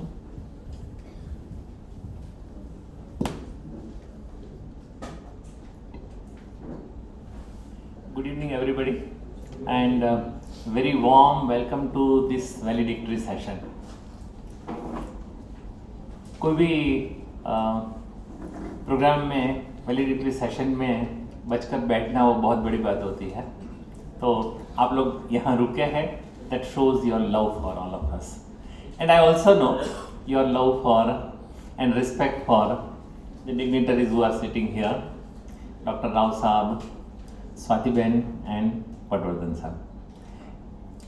We thought this celebration of 125th uninterrupted monthly meeting, this celebration should be different. So we thought lifetime achievement award तो बहुत लोग देते हैं, तो कुछ ऐसा करना चाहिए कि it has some different flavor and people may feel हाँ ये भी सोचने जैसा है और उससे ज़्यादा ये भी करने जैसा है. दूसरा ये लगा कि अचीवमेंट कभी कभी पर्सनल पर्पसेस से भी हो सकते हैं. अचीवमेंट्स कभी कभी पर्सनल पर्पसेस से हो सकते हैं. लेकिन सर्विस तो हमेशा सेल्फलेस पर्पस के लिए ही होती है। तो हमने सोचा कि लाइफ टाइम सर्विस अवार्ड के बारे में सोचना चाहिए। तो जब ये सोचा उस समय जो 3 नाम एकदम सामने आए थे वही आज आपके सामने आने वाले हैं। इस रूप से ये लाइफ टाइम सर्विस अवार्ड के बारे में हमने सोचा था। जिनके भी नाम यहाँ हमारे सामने आएंगे, मुझे विश्वास है कि हम सब लोगों को बहुत खुशी होगी, क्योंकि उन लोगों ने बहुत ज़बरदस्त काम किया है। जिन जिन लोगों को आज हम लाइफ टाइम सर्विस अवार्ड देने वाले हैं, मेरी उनसे ये भी रिक्वेस्ट रहेगी कि अवार्ड लेने के बाद में 2-3 मिनट के लिए या 5 मिनट के लिए वो हम सबको एड्रेस भी करें। With these many words I hand it over back to Avni. Thank you, sir. Thank you for explaining us this concept of Lifetime Service Award. And I think it fits well into what we have been talking since morning, because we are saying that we're talking about followership. Dr. Mullah talked in his session about it.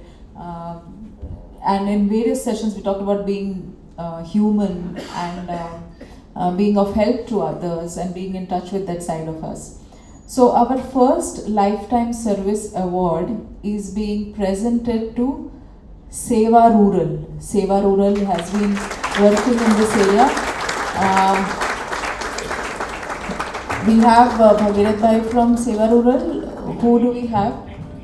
I'll read it. Who is Bankim Bhai from Seva Rural? May I invite him to please come forward to please receive. I will just read out the citation for them and for us to understand what is Seva Rural. And yes, if the Seva Rural team is here, please welcome them with a huge round of applause.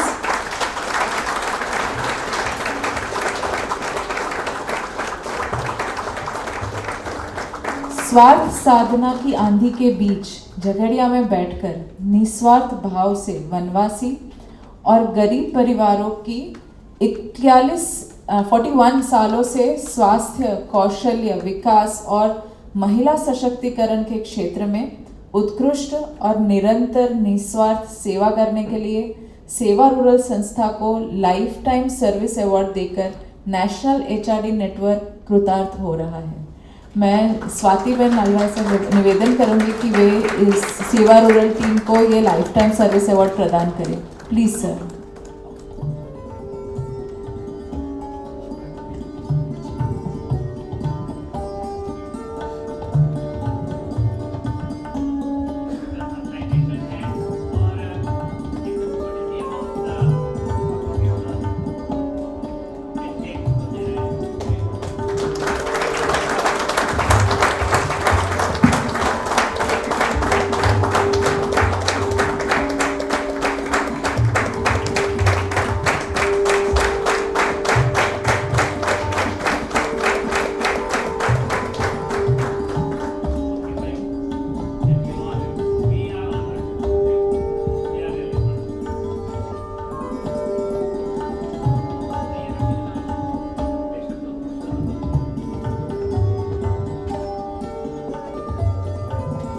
નમસ્તે મિત્રો,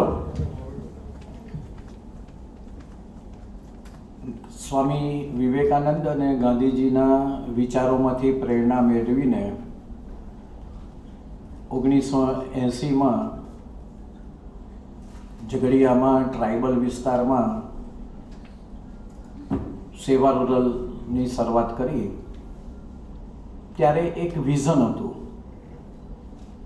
કે નજીકમાં આવેલા ઉદ્યોગોમાં રહેલા technocrats, university અને college, એમાં રહેલા એકેડેમિક્સ આ રૂરલ ડેવલપમેન્ટના કામમાં અમને ખૂબ સહયોગ કરશે. આજે મને કહેતા ખૂબ આનંદ થાય છે સ્વાતિબેન કે આ અમારું જે વિઝન હતું એમાં ઇન્ડસ્ટ્રી, એકેડેમિક્સ અને સમાજનો ખૂબ મોટો સહકાર મળી રહ્યો છે અને એ કહેતા મને ખરેખર ખૂબ આનંદ અને ગૌરવની લાગણી અનુભવું છું. Thank you very much. અને ખાસ NHRD તરફથી અમને આ જે એવોર્ડ પ્રદાન કરવામાં આવ્યો એ બદલ પણ એમનો હૃદયપૂર્વક આભાર માનું છું. અને ખાસ કરીને 125મી અનઇન્ટરપ્ટેડ હું માનું છું કે માણસમાંથી માનવ બનાવવાની પ્રક્રિયા આ લોકો કરી રહ્યા છે, એટલે એમને પણ બહુ ધન્યવાદ.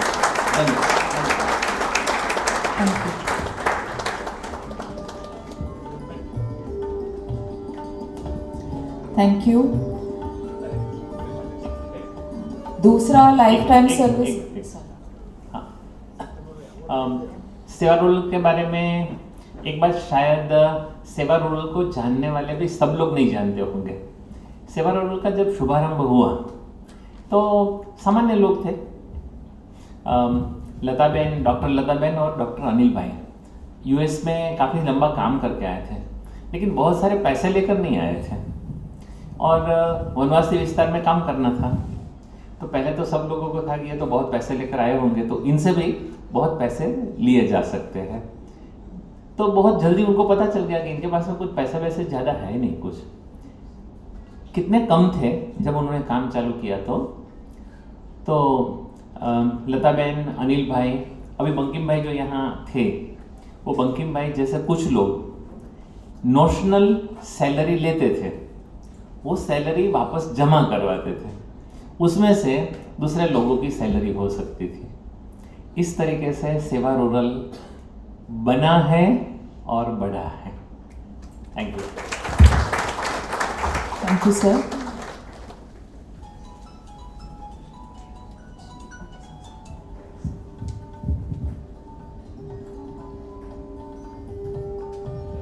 दूसरी संस्था जिसको हम लाइफ टाइम सर्विस अवार्ड से सम्मानित करना चाहते हैं वो है छाइडो. हमने अभी उनके बारे में सुना है, लेकिन मैं उनके बारे में बताना चाहूँगी. अपार यातनाओं से ग्रस्त अनेक गरीब परिवारों को स्वास्थ्य, मानव सेवा और शिक्षा के क्षेत्र में भरोसेमंद सहायता सतत, निस्वार्थ एवं कार्यक्षम रूप में 24 साल से पहुंचाने के लिए एवं कोरोना काल में उनकी नेत्र दीपक सेवा के लिए छाइडो संस्था को लाइफ टाइम सर्विस अवार्ड देकर नेशनल एचआरडी नेटवर्क कृतार्थ हो रहा है. मैं श्री भरत भाई से निवेदन करूंगी कि वे आए और स्वाति बहन से निवेदन करूंगी कि वे उन्हें ये लाइफ टाइम सर्विस अवार्ड प्रदान करें.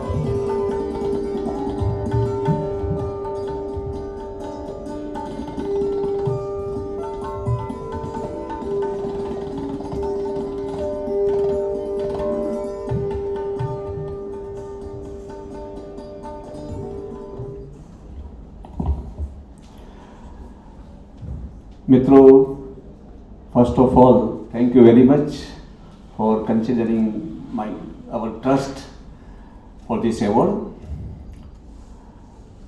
छाइडो संस्था 1998 से शुरू हुई है.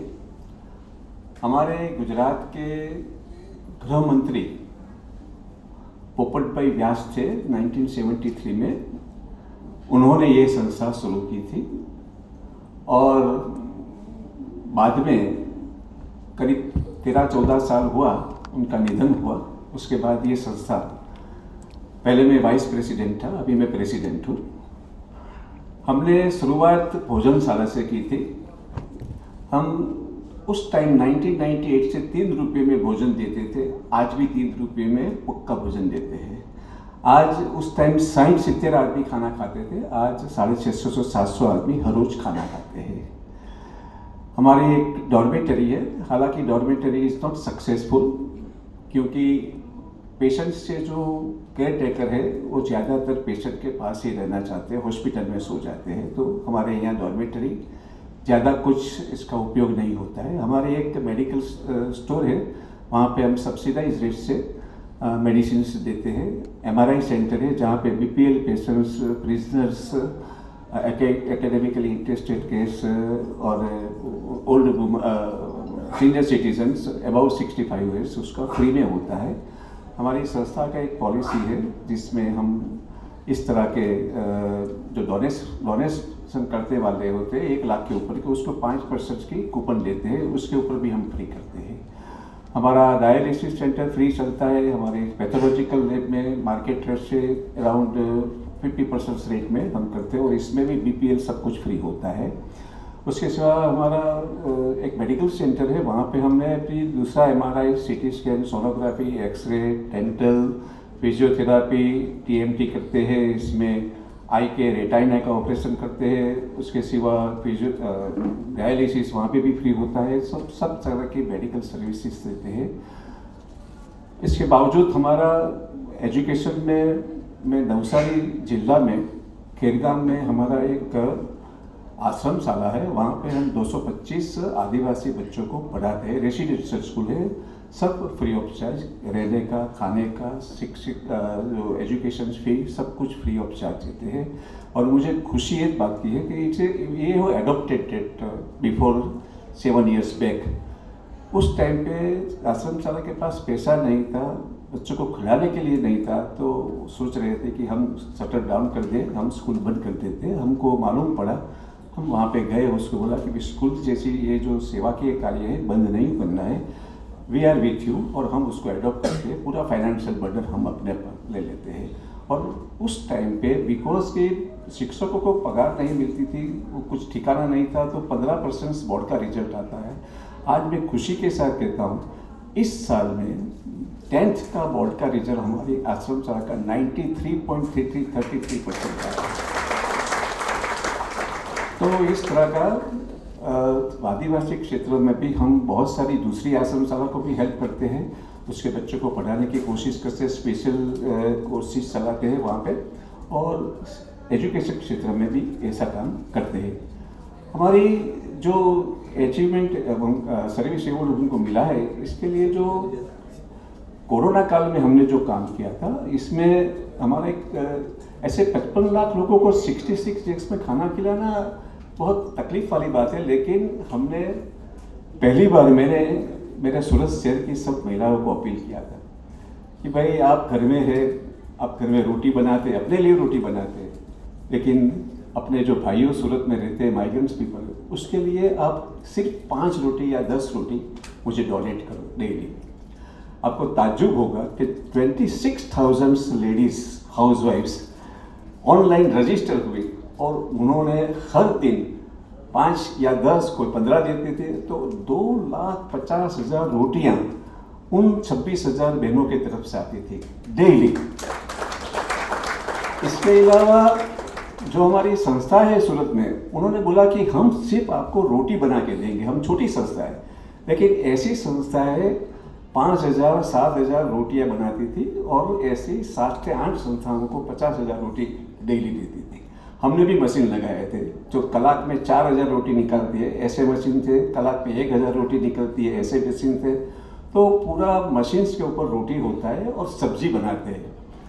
और मैं आपको क्या बताऊं, मैं ये जो काम शुरू किया मैंने सोचा भी नहीं था। हमारा कॉर्पस फंड है हमारे पास, हमारी संस्था का, तो मैंने मेरे ट्रस्टी को पूछा कि भाई हम ये कॉर्पस फंड में से कितना पैसा इसके लिए खर्च कर सकते हैं।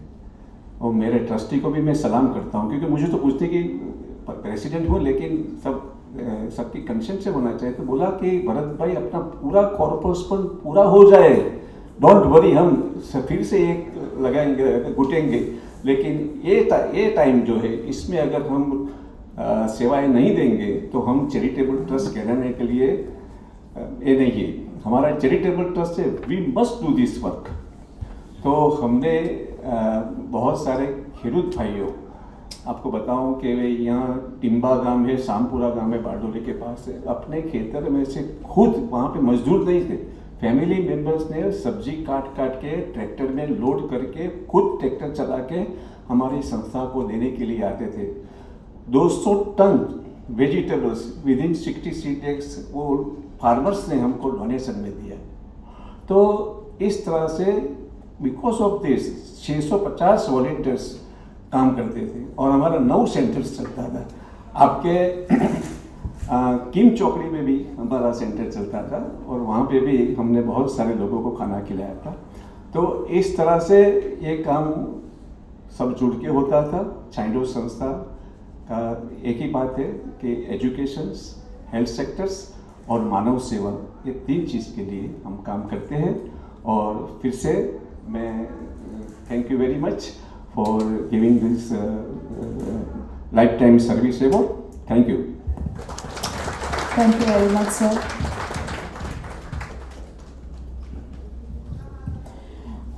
अब ये जो लाइफ टाइम सर्विस अवार्ड हमारा जो तीसरा अवार्ड है वो एक वेटरन एचआर प्रोफेशनल के लिए है और मैं नाम देने से पहले साइटेशन पढ़ना चाहूँगी और बाद में मैं नाम बताऊँगी।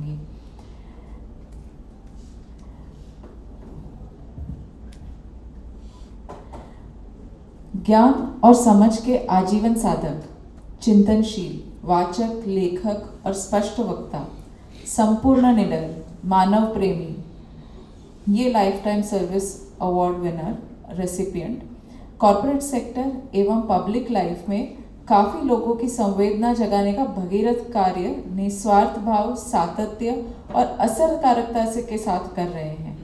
वो अच्छे गुणों के पूजक हैं और ऐसे व्यक्तियों और संस्थाओं को वो हमेशा ही निस्वार्थ भाव से मदद करते रहते हैं। वाणी जैसा वर्तन यह उनके जीने की राह है। मानवता की उनकी यह अतुलनीय सेवा के लिए उन्हें लाइफ टाइम सर्विस अवार्ड देकर नेशनल एचआरडी नेटवर्क कृतार्थ हो रहा है। And the recipient is none other than our very own Shri Vivek Patwardhan sir. May I request Swatihan to please present this to him.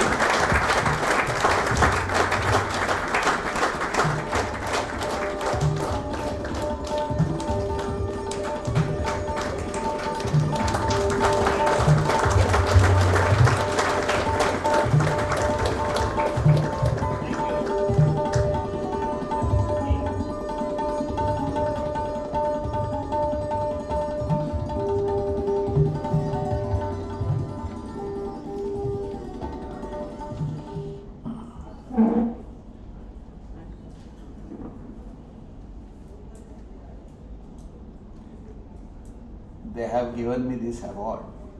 I really do not know what to say. But I think this is an incontrovertible evidence that bell curve doesn't work here.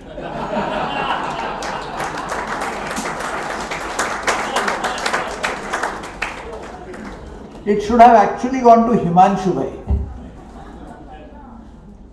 But some people are more lucky than others. So I will ask myself the questions you asked, Nandita. What are my feelings at this moment? And my feelings are one of gratitude. I mean, if you recognize me, what else can I say? Okay, my feelings are one of gratitude. Frankly, I'm deeply overcome with emotions at this moment. I do not really know what to say. If you ask me what are my thoughts, and it's difficult to get in touch with one's thoughts at this juncture, I will only say that at this moment I will make a declaration that I will rededicate myself to the service of the society and of this profession. And I have 3 role models here, the 2 NGOs and Swati Ben. So with 3 role models, I have a good amount of energy to rededicate myself. I want to assure you that I will not forget this moment, and I will not forget my commitment as thanks National HRD Network, South Gujarat Chapter. Thanks Himanshu. Thank you very much. Thank you, sir. And may I now request Swati Ben to please come forward and address the gathering. She has done as deep work as we just heard in the area of community development. have mic.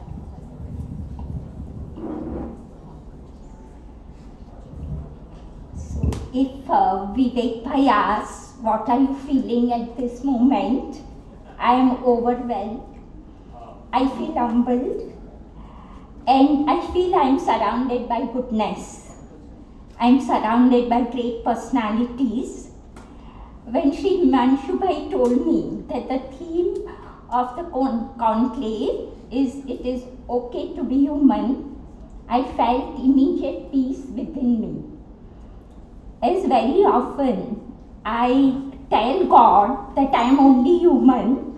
When there are many problems, I say, now you solve it, because the world belongs to you. And these problems I cannot solve alone, so you need to be with me. And invariably, he is there for help. The amazing work, the span and quality of work of touching and transforming lives can only be achieved by compassion in the heart and by determination of mind. जितने भी मंगल कार्य इस जगत में हुए हैं, उसके पीछे शिव संकल्प काम करता है. Most of us manage to reconcile ourselves to the poverty, to pandemic, to plastic around us, to poor infrastructure. But people like Dr. Anurag Bhai or Shri Bharat Bhai or Vivek Bhai, they refuse to accept status quo. They think, they plan, and they act. They are unstoppable and accomplish unimaginable. With deep and detailed interest, they act with vigor to make a difference.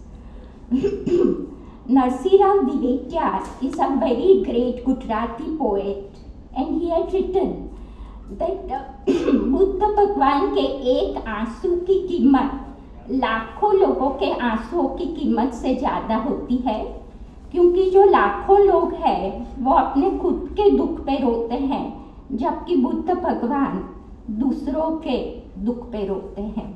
तो उनके एक आंसू की कीमत लाखों लोगों के आंसू से बढ़कर होती है. To me, Dr. Anurag Bhai, Shri Bharat Bhai, they do not belong to any city or state or nation. They belong to humanity. They build lives. Also, I would like to say that in the morning, we listened to a heartwarming talk by Shri Satish Bhai. I remember Mummy telling us very respectfully, talking about Shri J.R.D. Tata. Mummy used to be on one trust where Mr. J.R.D. Tata was also on the trust, and she would go to Bombay House to attend the meetings, and Mr. Tata would himself pour tea in the cups and he will serve everyone. So what humility! Mummy always used to say that we must learn humility from people like Mr. Tata. Also, when we heard Professor Zubin Bhai, he talked about NASA. And I remember one sentence of John Kennedy.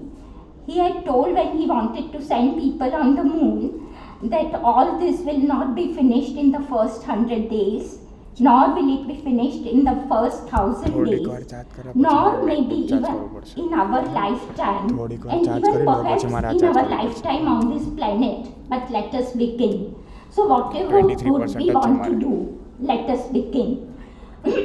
Also, one more example of excellence, when IIM Ahmedabad was to be built, on one wall some different kind of bricks were used. And Dadaji, along with Dr. Vikram Sarabhai, were the founder of IIM Ahmedabad. Dadaji made that wall, he made sure that that wall gets broken and a new wall gets constructed. Otherwise, he was known for his economy. He would not spend money unnecessarily. So he was asked that how come you allowed this wall to be broken? How come you ordered the wall to be broken? And he said that this is a management school where we are going to teach excellence. So even if people do not mark it, it will it will make me feel that I have not done something perfectly. And therefore, he would never accept any mediocre work. So I see over here in this hall all humility, examples of humility, excellence and enthusiasm. I pray to God that everything that is worthy in this world, people are blessed by that. Thank you.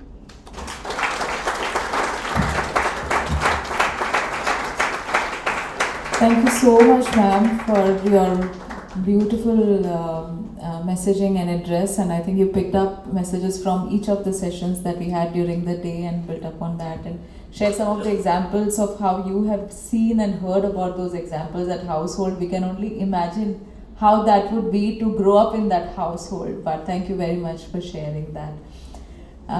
May I now invite Professor T.V. Rao to come forward and share his ideas on humane leadership.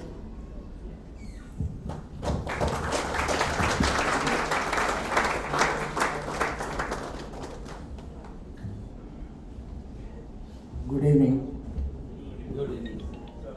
My ideas on humane leadership. Ideas. First of all, thank you, Himanshu. Thank you, the South Gujarat Surat HRD network, for thinking of me on this great occasion of celebrating 125th non-stop monthly meeting. You set a great example for the rest of the country and the world. I think this is very good determination, and I hope all the other chapters of not only HRD network, all the other professional bodies take inspiration from this initiative and then start doing what you do. I think the most interesting thing I understand from these meetings is that these are not paid by those who attend the meetings, but they are all sponsored. And this is all the effort of a few of you, certainly. I think you are right in saying that he is one of those who certainly deserves all these awards. Himanshu, I think great work. I think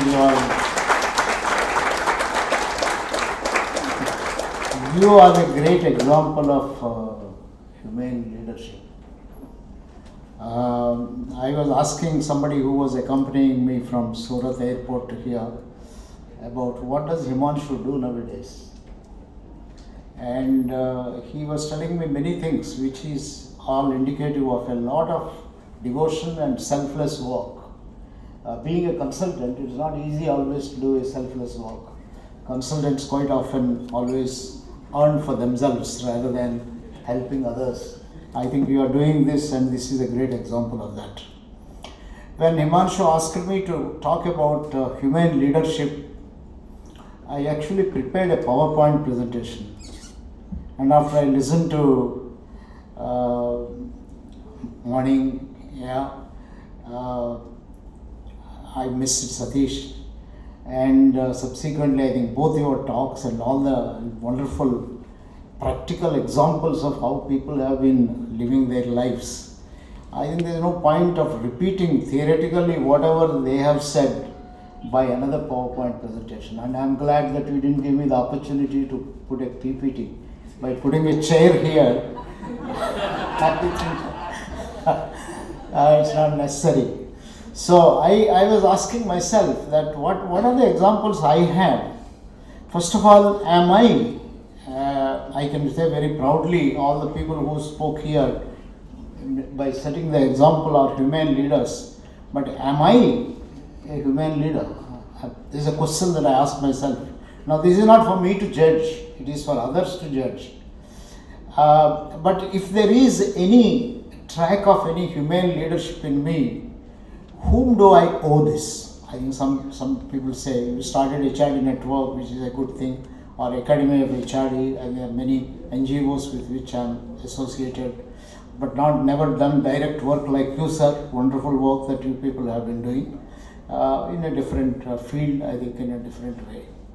My mind went to, and it goes always to my teachers, those who influenced me.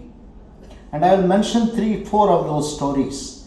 and with that purpose. I have written about some of these stories in my book, Effective People, which doesn't deal with corporate leaders, which deals with non-corporate leaders. Those of you who have read this book, some of them I have mentioned. Now, one of them is the story of the principal of Loyola College, Vijayawada, how he influenced me. After my graduation, I am not a HRD person by birth or by my education. We founded the first HRD department, but it was not my profession or anything. I was a BSc Mathematics Physics Chemistry graduate, and I graduated at the age of 18 because my date of birth was wrongly mentioned to make me appear for the exam those days, because my mother was illiterate, she didn't know what to do and all that. So I graduated at 18, and then the principal of Loyola College asked me, what do you want to do? I said, MSc Chemistry. He said, you are too young to do MSc Chemistry, you wouldn't understand anything. I think you manage a good second class, but to do an MSc Chemistry requires a lot more maturity, and I will help you. I'll give you a job as a demonstrator in the chemistry lab.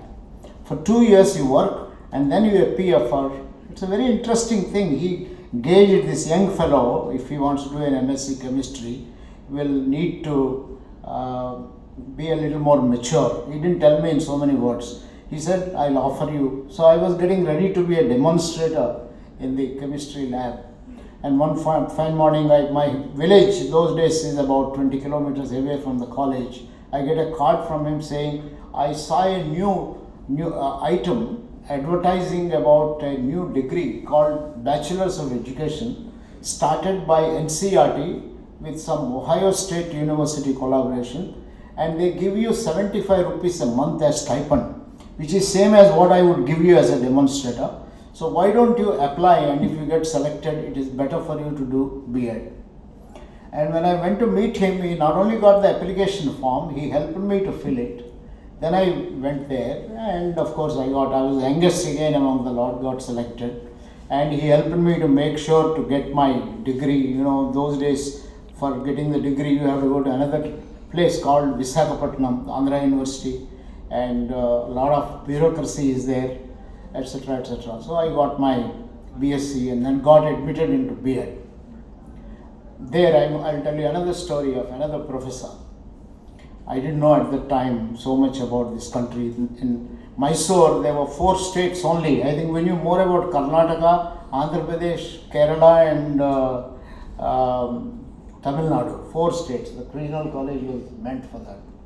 So when I joined my B.Ed, I had this good fortune of being taught by one Professor Prafulla Chandra Dave. I don't know if by any chance some of you from Gujarat know him. I'm told he used to write short stories. His wife Josna Dave used to write short stories. He still writes. Prafulla Dave is no more. I'm told those days he said he comes from Nadiyad, but he came from St. Louis, USA. He studied on risk-taking behavior in school children, and used to bring rats to the class and teach us how rats learn, and then tell us how human beings will learn and so on. Very interesting. And I was very much interested, and then I topped the university in science group.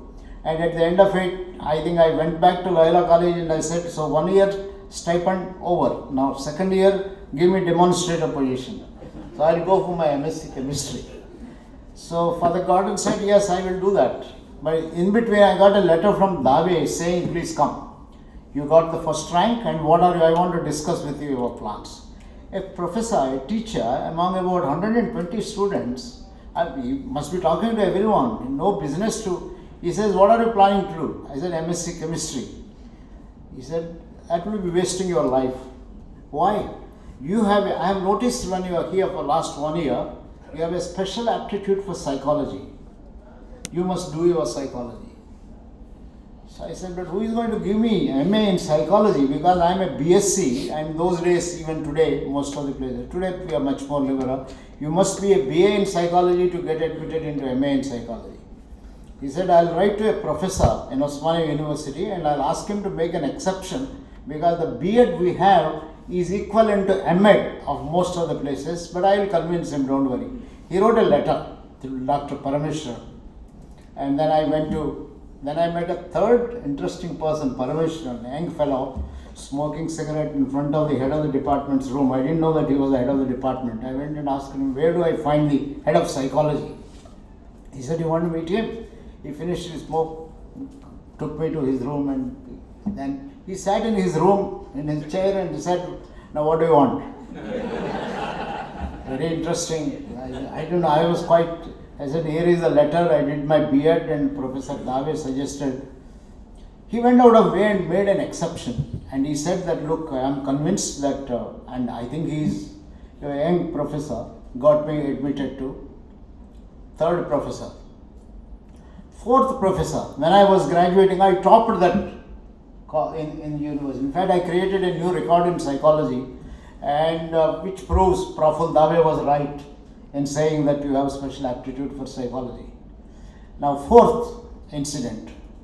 When I was doing my psychology in the second year, we had our senior by name on Kodandapani. This is 1968. Go back to 68 if some of you were not born that time. You know, those days, even to go to USA is a great thing. And if you have gone to USA. So my senior got selected by one Uday Parikh. I'm sure you all know the name Uday Parikh. He was teaching at University of North Carolina. And all the department went to see him off and with garlands and the whole lot of things. And 3 months later, Kodandapani wrote to us saying that he bought a car from Uday Parikh for some $500 or something like that. He is now driving the car. So that got me to aspire to go for doing my PhD with Uday Parikh in University of North Carolina. So I wrote, when I came to the second year, I wrote a letter to Uday Parikh that I want to, and I get a letter. You know, those days letter used to take almost about 6 weeks to, there was no, even if it is by airmail. I got a reply saying that I am returning back to India. So I am sorry, I will not be able to take any more PhD students. If Parameshwaran recommended, I would have been happy to. But however, I am writing letters to 3 other people whom I know. And one of the people to whom he wrote was Rensis Likert. Some of you may have heard of Rensis Likert at University of Michigan. He wrote a letter recommending me for PhD program, not knowing me. Uday Parikh never met me. It was just one letter from one professor. And he wrote, in fact, Rensis Likert wrote back, I was trying to get admitted to University of Michigan because those days I didn't know the difference between University of Michigan and Michigan State University. I applied to Michigan State and asking Rensis Likert, please find my application. Until he told me that, look, I don't find your application and so on. So finally, I landed up working with at Andhra University and then joined Uday Parikh because, now look at this. These 4 people I have mentioned are humane leaders. It's not their job. Their job was to teach and may not. But they pick up students, each one of them, maybe bright, maybe whatever it is, and go out of way to discover, help them to discover their talent, coach them, counsel them, little things, small things. So to me, I think these are the most humane leaders. Now, why am I quoting this? When I think of HR fraternity, I think HR, if you happen to be, I think most of you in this room are HR people, if you happen to carry a title, HR manager, HR facilitator, L&D manager, all its equivalents, even you forget about it, even if you are a manager means you have to manage people, you are a people manager, all managers are people manager. My concept is, you are also a teacher, like Gordon, Praful Dave, Parameshwaran, or Uday Parikh, humane leader. And if God has given you this opportunity to be called as a HR manager, you should even be a step higher than all these 4 people I have mentioned, because they were teachers. It's their job. HR manager, what is your job? Today, I have conceptualized HR managers or any manager's job, any people's manager's job as not merely an employee champion. In fact, I want to say, I'm sure you will agree with me, sir, Patwardhan sir. I'm sure you will agree with me. HR managers have rarely been employee champions. They were mostly employer champions. because they will all the time implement whatever the employer wants them to do, and sometimes make the lives of HR or employees miserable, rather than facilitating them to do anything. So, but today we are saying, sorry, I think you have got to be, in fact, even forget about being an employee champion. You have to be customer champion, because your company is meant to serve the larger purpose, which I think you have very well mentioned, sir, in your presentation about the importance of the purpose and how difficult it is to constantly tell people, link the job. In fact, if some of you have read Robin Sharma, he would say, chapter 4 of Leadership Wisdom says, link paycheck with purpose. It is your job every day to remind the person the small little thing that he or she is doing is linked with a larger purpose. There is no organization in this world which is not meant to serve people. All organizations, whether it is a bank, it is a government, it is a political party, even a liquor selling company is meant to serve people. Recently I heard somebody who shifted his job from Dubai to India to serve a liquor company. I was quite amused. Why are you joining a liquor company? I think, isn't it dangerous? No. I am in the service of the humanity to help them to relax, de-stress themselves and live longer. What a wonderful way. He was interpreting de-stress and live longer. So this is the kind of, you all have wrong kind of concept. Some people misuse, anything can be misused. So it's okay. It's a different kind of a thing. So all organizations are meant to serve a larger purpose. If all organizations are meant to serve a larger purpose, how many of our HR managers who are supposed to be employee champions really know what the customers want? There are cases in our HR audit, we discovered that people don't even know who their customers are. They don't even know who their customers are. They only look at the employees and treat employees as numbers. In fact, that is one of the reasons why those of you who have heard me, about 5 years ago, I started promoting Sadhguru's concept, human is not a resource. Human is a possibility, and one of the reasons why I started promoting is to provoke HR people. You are doing wrong things, because the kind of HR you are doing is not the real HR, because you are treating human beings as numbers. Why it happened? Because post 1970s, when we started the first HRD department, we started it with the intention of creating happiness at work. Those of you who go through our L&T report, you will find these 3 things implied and quite directly stated. The reason why we are starting Human Resource Development Department is people are not happy with the personnel department. They saw that as more of a constraint, whereas it should be people-centric department. So build competencies, build culture. Those days we didn't use the term competency. It gained currency later, but we used the term attributes, qualities. And then we said build culture, that was used directly. And ultimately to say create happiness at work. That was the kind of conceptualization. But post, I think 1970s, pre-1980s, when HRD started, Human Resource Development, started gaining currency, personnel departments converted themselves into Human Resource Departments. Human Resource Development, HRD, Human Resource Department, HRD. So slowly HR department became prominent and development has gone to the background. And even when some organizations started L&D to be designated as development, it got submerged under. So 80s is a period of human resource departments, not human resource development. 90s, it's not even human resource department. Post-liberalization, annual performance has become very important. Today, quarterly performance, daily performance is important. Otherwise, people will leave if you're not taking care of recognizing them and so on. That time, post-liberalization, I think slowly you may have seen how I think unions started disappearing by about mid-90s, by about late 90s, performance. So human resource department became resource department. You can see even training, even recruitment has become procurement.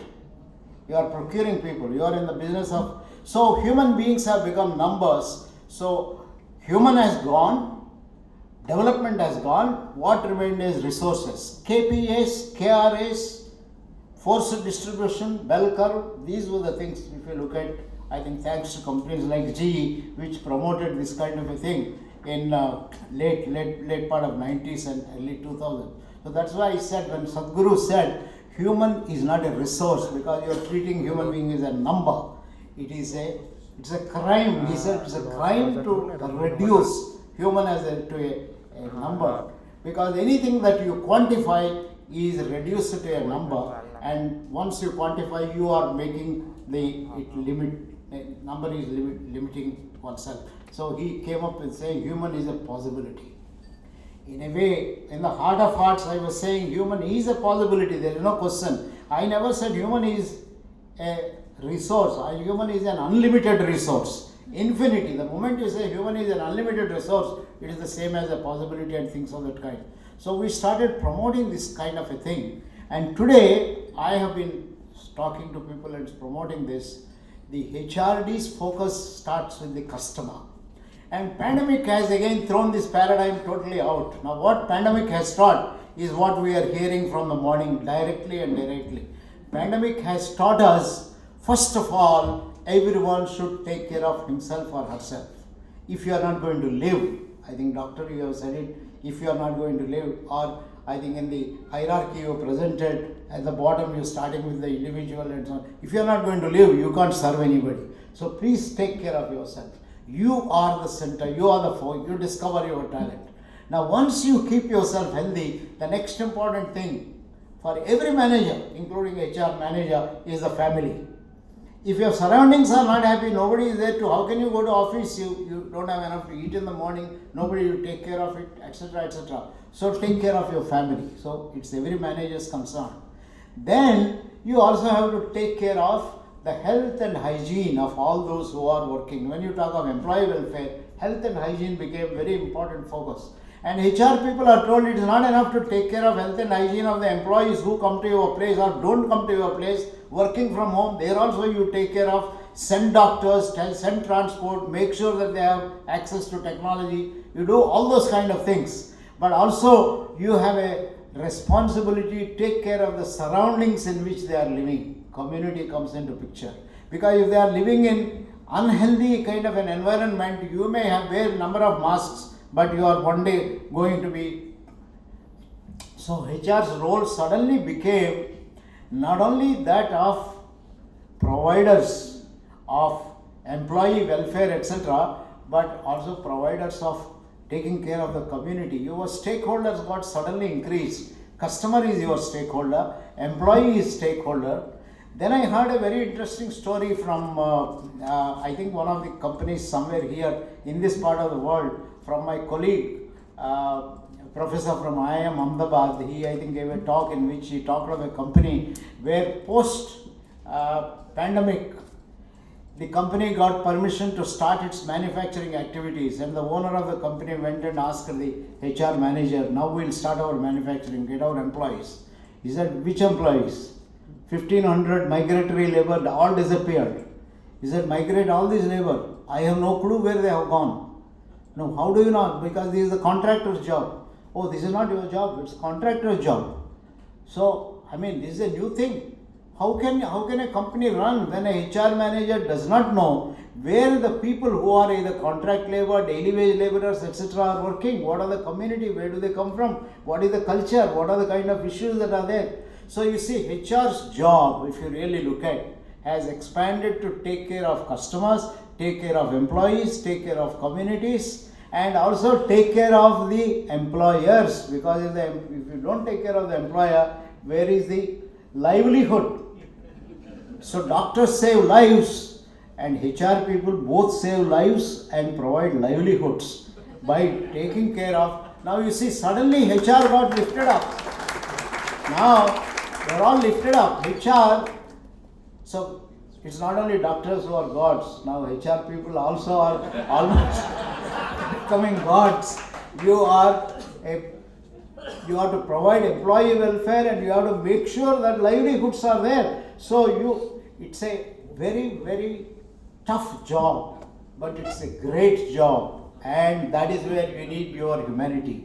When you meet a customer, you have to be empathetic. All the qualities, I think, Doctor, you have said, using the little website, asked people to write about. I think it is required for customer, it is required for employee, it is required for your family, it is required for the society. Empathy, gratitude, compassion. This is what we found in Father Douglas Gordon, Principal of Loyola, or Praful Dave, E.G. Parameswaran, Uday Parikh. In fact, Uday Parikh went to the extent of coming up with a beautiful concept which most of you may not have heard. In 1964, he wrote an article in Journal of Social Issues, which is the most famous American journal. If today, if somebody has to give it a A-star rating in these management schools, and I think liberally say, if you are publishing in a A-star journal, you are one of the greatest. 1964, Uday Parikh published a concept called extension motivation. And extension motivation says, we all of us have different motives, like in Maslow's need hierarchy, at the 4th level, need for recognition, need for power, need for influence, need for extension. And he said it is very peculiar to Asia. You don't find it in other countries. In Asian countries particularly, you find, in fact, that is how the concept of extension department came into existence post-independence in India. We had agriculture extension workers, you had family planning health and extension workers, you have education extension workers. Extension, that means it is meant to take to the community. So he coined this concept to say we also have extension motivation, and it is such a great concept that McClellan himself picked up. McClellan, those of you who know David McClellan's work, until about 1968-69, he was working on achievement motivation and entrepreneurship. He studied cultures and he proved that if you can create achievement stories, those cultures will economically go up. But 1975, he wrote an article in which he said, power is the great motivator, where he said it is not achievement that makes managers good leaders, it is achievement combined with what he called as social power, selfless kind of a power. And when he came to IIM Ahmedabad in 1976, he acknowledged Uday Parikh's article and he said, what I am meaning in this is exactly what Uday Parikh said 10 years back. I mean, that was a wonderful kind of a thing. He acknowledged extension. We all have. So all HR professionals, every manager, if you have to be a humane leader, have to have extension motivation. A motivation to be of use to others. And that is one of the reasons why both my books, which I have written about 5 years ago, one book I titled, this is an IIM book, most of you know, Managers Who Make a Difference. If you want to make a difference, and difference for the society, and the second one on effective people. Some of these ideas are there, and post-pandemic, I am now more convinced that there is no alternative for us than to be extension motivated, than to understand the purpose is not, life is not merely to live for yourself, but also to live for others. And that is what is the examples we have seen, sir, all the work that all of you have been doing indicates that in living our life, we are also helping others. Okay, and in helping others, we are living our life. This is all fairly integrated kind of a thing. Now, before I close this, I think after having given this spiritual talk, I would come to a little bit of brass tacks and then close it here. This is from my PowerPoint, which I have not presented. I was asking myself this question, that what makes industry leaders or leaders in industry or any sector, including medical sector. I have had some interesting experience with doctors in UP when I taught this particular thing. When I was doing this little work with David McClellan at Harvard, he developed a emotional intelligence. I am sure you all heard of Daniel Goleman's emotional intelligence. Daniel Goleman was working with McClellan at the time, and he was evolving this concept of emotional intelligence. Emotional intelligence is nothing but being nice to people, being a good team worker, having self-control and all those kind of things. McClellan already talked of this in 1975. So he said, carry the stories written by Indian managers so that we will develop this new scoring system. So I collected in IIM Ahmedabad from practicing managers a number of TAT stories, thematic perception test. You show a picture and ask them to write a story for 6 minutes. I carried with me about hundreds of stories. Now, when we analyzed this, we found 3 types of leadership styles. I'll not go into the clinical part of it. 3 types of leadership style. Now, this is where I'll come to humane leadership style. One leadership style which is depicted in the stories, whenever they see a hero, they see the hero as a benevolent leader, charismatic leader, giver. He is anytime somebody is in trouble, he is there to take care of the person. He is a giver, resourceful person, and connects with people, likes people, and treats them like her own children. Okay, this is what we can call as paternalistic leadership. In India, this was very common. I heard stories, G.D. Birla, how he knew every employee by name, and how he would even go and ask the fellow, now what is your son-in-law doing? Now if he is unemployed, can he learn to drive? Then we can create a job for him. Everyone, I think this is the story that we have heard about. G.D. Birla, our Murugappa group, M.V. Subbaiah used to tell how the traders were treated in those days. All these are paternalistic leaders who managed people by affection, warmth, understanding their needs, taking care of them, having a lot of welfare measures. Now, I saw that in the stories written by Indian managers. Some of them depicted leaders, or they don't use the term leader as benevolent, paternalistic. Some others have depicted the leader as the fellow who will only, most people don't work nowadays. You have to constantly supervise them. This even today we believe sometimes we have to keep on supervising coding. So theory X, what Douglas McGregor called theory X leaders. So some people have written, so when somebody is an elderly person holding hand and a young man is sitting there, you write a story, he says the son made a mistake and the father is scolding him. So this is a critical person. Benevolent will say, the son has asked for an advice, the father is giving alternatives, but he is telling him, you take your own kind of a decision. This is the third kind of a leader, empowering leader, developmental leader, and so on. These are the titles that we have given. So I've been researching on this since 1978. I said doctors because I used it on UP and I had some horrible stories to tell you in 1981-82 when I trained a group of primary health center doctors to be more humane. This is what I said.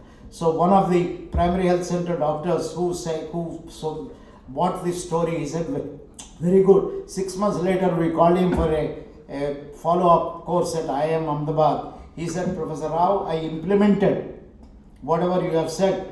I tried to be more human to people and started behaving nicely with them. And now, sir, I am totally out of control. Nobody listens to me. And this is a disaster kind of a thing. You must understand UP culture, it does not work there. That is what he has said. This is a good lesson for me. But we have been pursuing this. Now, 4 or 5 qualities I will mention and I will close it here. How does a paternalistic, how does a different, 3 different categories, you can have 4 or 5 different categories. Okay, how do you set goals? Those of you who have juniors, I want to ask you this question. Any goals that you have, how do you set goals? Your chief executive asks you to set a goal, you simply call them and then tell them, this is the boss has asked us, let us divide it. This is one way. You set goals. Say, rule based. You are working like a post office. Second one, expresses his opinion. I am not very sure if this is the right thing to do. Or, this is a great thing that our CEO has done. This is a good thing that we should all do. Now, can you all tell me, what is it that you would like to? So, no, I think you can do it well. I am not very sure if you have time for doing this. So, he or she has his likes and dislikes. And whereas a humane leader believes that people are different, you can't treat everyone equal. By treating everyone equal, you are making them unequal. So treat them unequally by constantly assessing them, giving them a say, have a dialogue. That is a human leader. Setting goals. is a constant dynamic kind of a process for a human leader. For a critical leader, it is distribution process. For a benevolent leader, it is pat on the back kind of a process, relationship driven kind of a process. The most important thing we found in India in all our work is how do you manage mistakes. You may be an excellent leader everywhere, but when your junior makes a mistake, when your colleague makes a mistake, or when somebody makes a mistake, what do? A benevolent leader, I think warmth, affection, okay, don't worry, I will take care of it. I am there, I am a protector. A critical leader, you don't know even this much. How many times did I tell you? No point even telling you anything more. Okay? Or look at that fellow, how well he has done. That's why he is in the top of the bell curve and he will never move from this particular kind of a critical leader. A developmental leader. Okay? Let us understand this. Let us sit together, understand why this particular mistake has happened. Let us learn lessons so that I am also learning, you are also learning. And at the end of it, both of us learn and this mistake may not get repeated. That is the human leader. Concerned, managing mistakes, managing conflicts. Two departments are fighting, two people are fighting. A benevolent leader or a paternalistic leader says, I know this fellow is always quarrelsome here, don't listen to him. Or no, this fellow is good, you go by what he says. A critical leader calls both of them reprimands, you are getting a bad name for the department. How many times should I tell you? Whereas a humane leader calls them and say that, okay, now I am leaving this room for the next 10 minutes. You discuss among yourselves and why this is coming up, come up with a solution and also tell me what actions can I take if I have to take something, what you can take, what others can take so that this will not get repeated. You cannot solve in one, but another time. So he has faith in people, tries to. On managing meetings, we have seen this happen. A humane leader in managing meetings is listening more rather than talking more. I think there are many things like this I think one can talk about. Now, why I spent some time on giving these tips is many of you as HR managers or managers, in terms of your own decision making, what are you? If you have to be a human leader, you have to be listening, and most important thing, you have to have respect for people. If you do not respect people, you can never be a good leader. Why human leader? I think all good leaders respect people, because I think as doctor said and all of you have said, we all belong to the same humanity. We are all human beings and making mistakes is common. So when you have self-respect, you also have respect for others. When you have respect for others, your decision making is different, your conflict management is different, your reward distribution is different. And this is not a static process. It is not rule bound. It is not treating people as numbers. It is a dynamic process where we care for each other and we are constantly using, I think, what has been said in big letters as empathy. We are empathizing, you are putting yourself into the shoes of the others. Then we all go into a different kind of a world.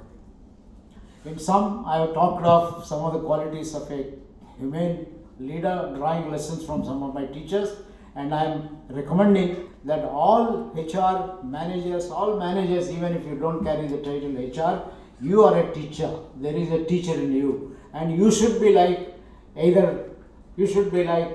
Praful Dave, Parameshwaran, Uday Parikh, or the positive sides of some of these people. And I think to be in HR profession is a God-given gift. I think recognize this, and if you can make success here, you are far above your CEO. I think it is, in fact, many studies which indicate that good HR managers lead the company rather than CEOs leading the company. That is what is the scope that is there. And I am concluding by saying, in managing mistakes, in setting goals, in managing conflicts, and in managing meetings, these are the day-to-day kind of behaviors, your humane leadership gets reflected. God bless you and help you to absorb all that we have been saying from the morning and try to implement even a small part of it. And I want to thank you once again for giving me this opportunity to share my thoughts. Thank you all for being here.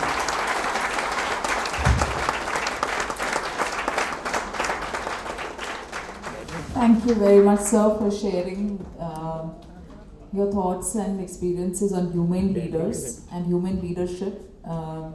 You started with your own story and shared how human leaders are basically teachers. And it's interesting, I think that's what greatness is all about, that he was not talking about how he was a human leader in different situations.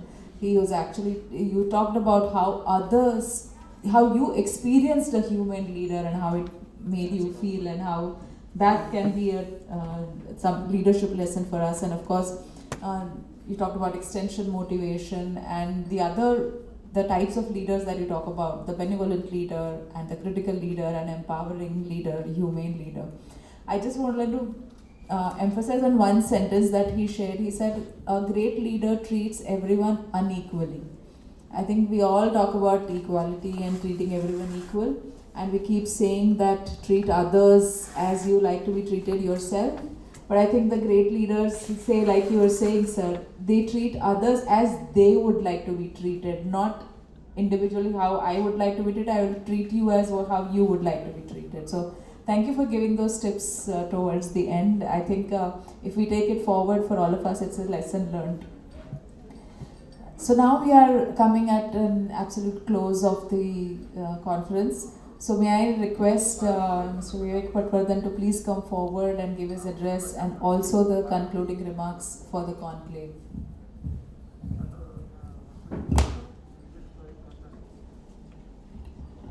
Thank you, Avni.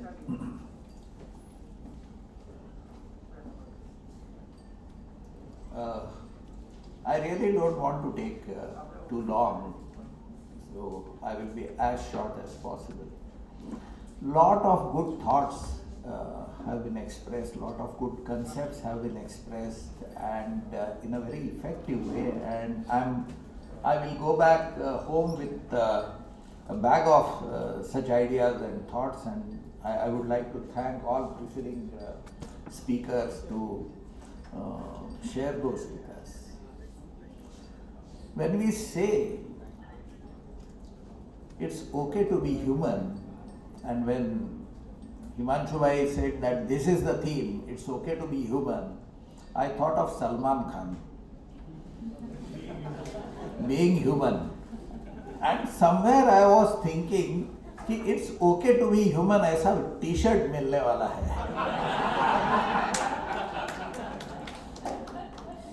But Himanshu Bhai does not think like Salman Khan, so thank God for that. Salman Khan wears it on his t-shirt, we have to wear it in our heart. That's the difference. When we say it's okay to be human, my mind is trained to think in opposites. So light and shade and things like that. So when we say it's okay to be human, I'm thinking it's not okay to be inhuman. Okay? Or it's not okay to be doing like animal. I mean, these are some of the things which are coming to my mind, and there is one thing which differentiates human being from animals. Human beings have conscience and human beings have consciousness. There is a saying that conscience is given by God, consciousness is acquired. So we have to acquire consciousness. Animals don't have it. Okay. I'm going to present, I'm a die-hard IR man, as you know, and I'm going to talk about two cases in a very briefly. I'm going to show the worst side of people to you, and I'm also going to show the best side of people to you, both. Okay. It is exactly a year ago, on 7 June 2021, that an accident happened in Pirangud near Pune. 16 ladies and 1 gentleman lost their life in the fire accident. It's a small company called SVS Aqua Technologies, and total floor area of the company is not even as much as the floor area of this conference room. 16 people, 16 ladies and one gentleman lost their lives. So investigation started. Investigation started apparently by the government, but some people started investigation. They involved me and I was part of the investigation team, so I have some first-hand knowledge. This company started production in 2012. Remember the day, 2012. The accident happens in 2021. It's a factory. And in December 2020, about 6 months before the accident, they got their factory registered under Factories Act. Can you believe this? And they were employing more than 50, more than 70 people throughout. How does this happen? No provident fund, no ESIC, no minimum wages. How does this happen? Okay. Now, one of the explanation is that government is saying that do not do inspection every day, which inspection Raj nahi hona chahiye. That is what people said. So do it by making some kind of a selection criteria and do it not in all cases. Okay. But that poses trust and confidence on employers to comply. Now here is a man who did not comply, made tons of money, and there was a fire accident. Ladies and gentlemen, his company had an ISO 9001 certification. How can you have ISO certification when you don't have factory license? Okay. Fire department had approved the plan. He did not build the factory as per the approved plan. That is on top of it. But how do you get any kind of this thing from fire department when you don't have? Answer everybody knows.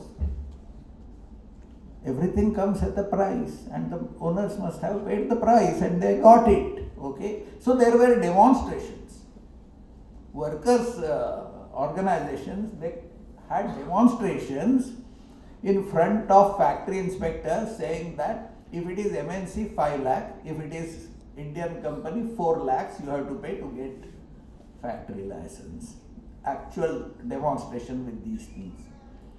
No provident fund, no ESIC.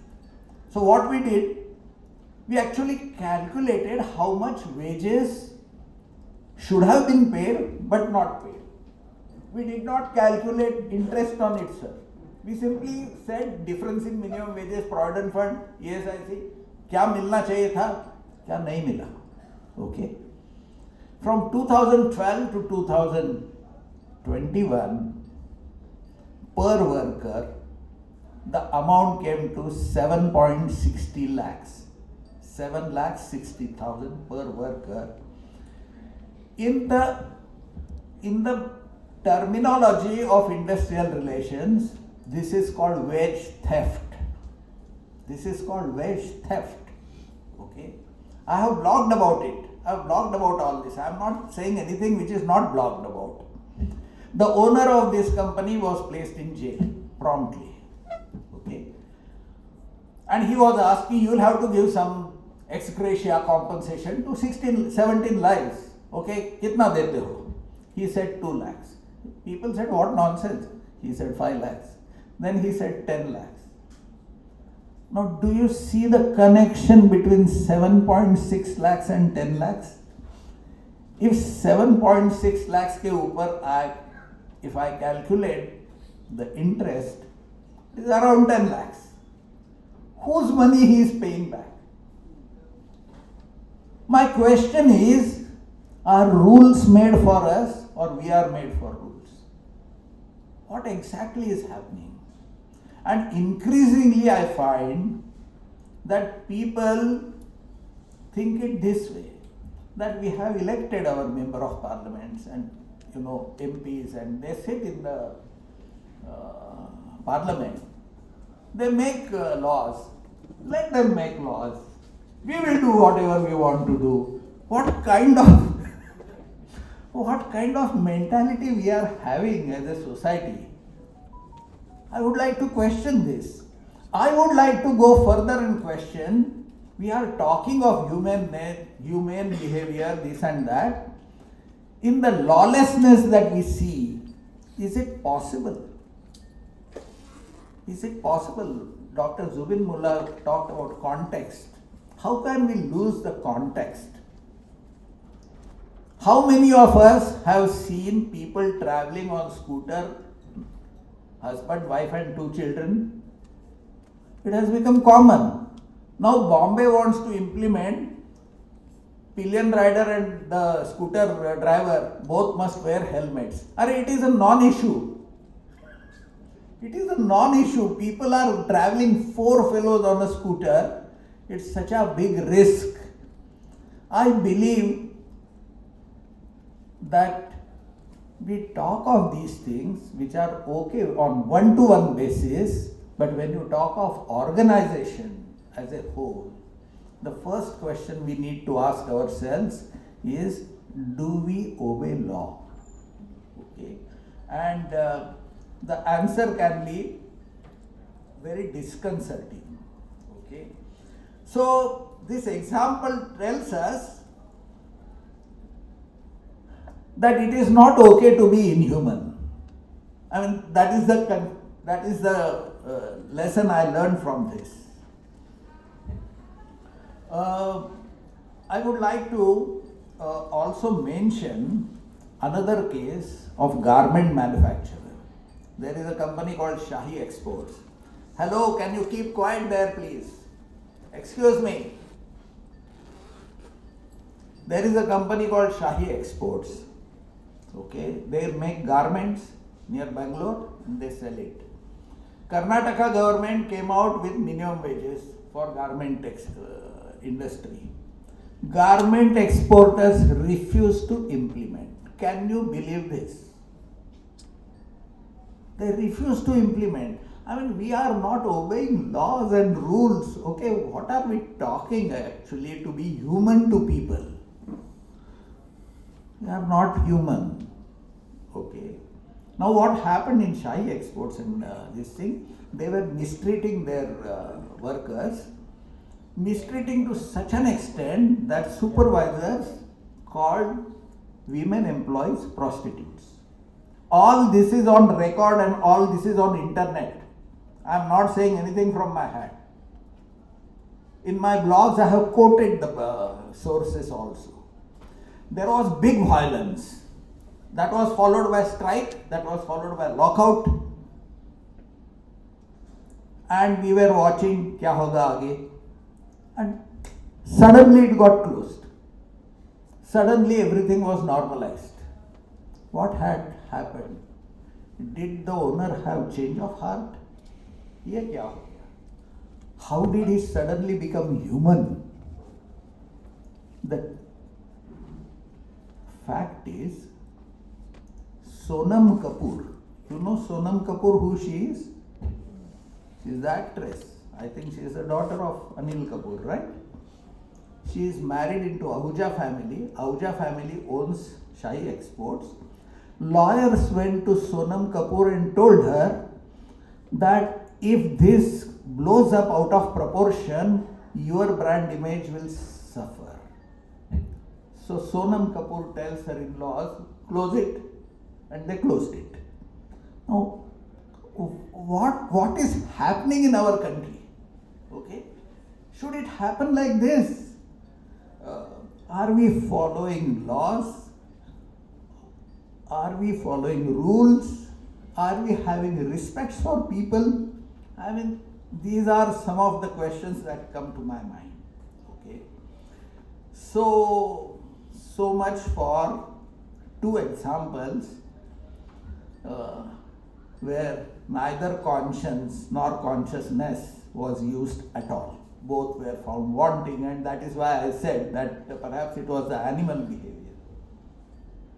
I will also share a couple of good things with you. and I have talked about it earlier, that there is a company called Polyhedron. The owner, an IITian, actually underinvoiced the machinery and got into trouble with income tax authorities. He somehow came out of it, but he declared publicly that I will run my organization with good values, no compromise. And if you go to the website of Polyhedron, you will find that there is a case study, entire case study written on how he manages, and he manages with total values only, no compromises.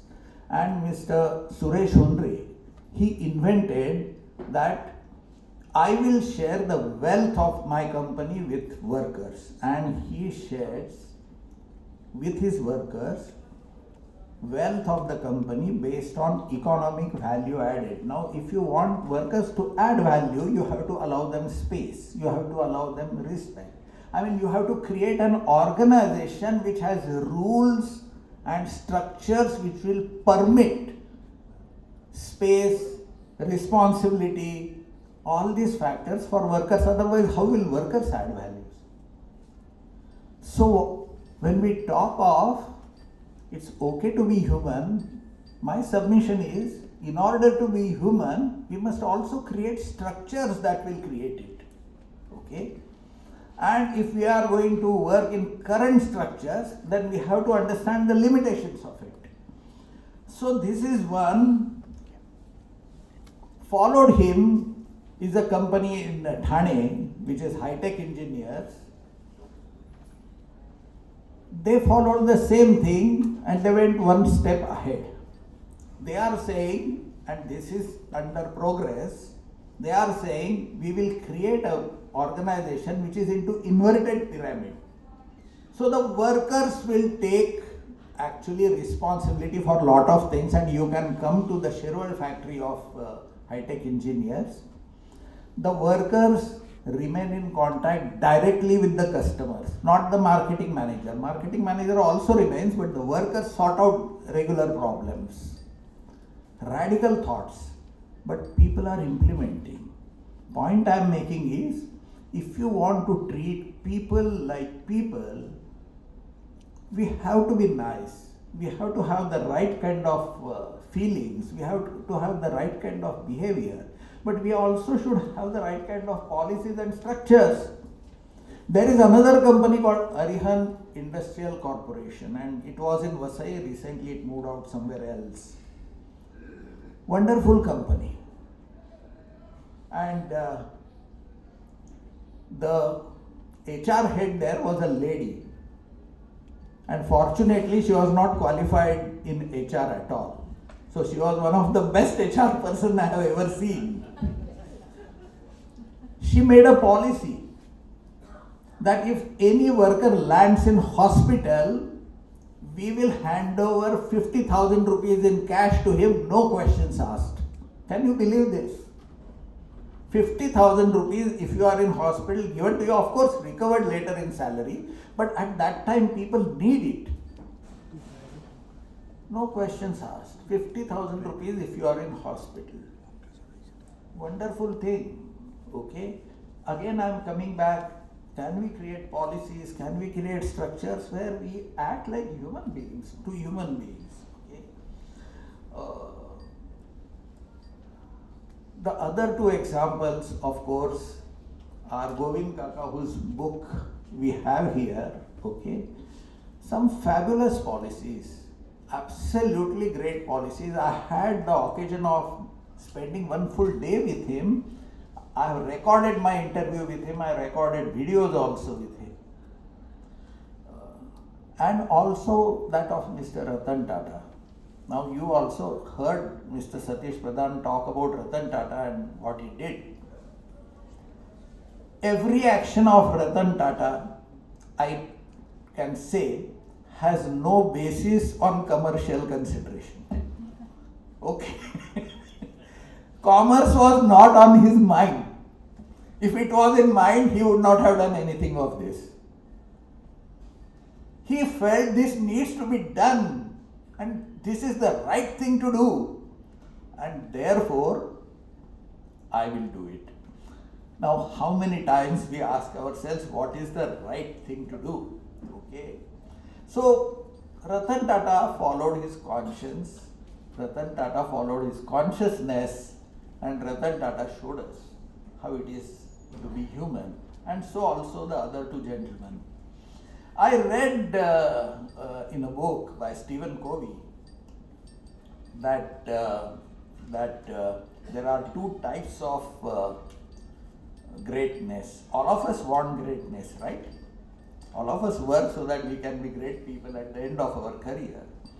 Stephen Covey says secondary greatness is based on position. It is based on rewards.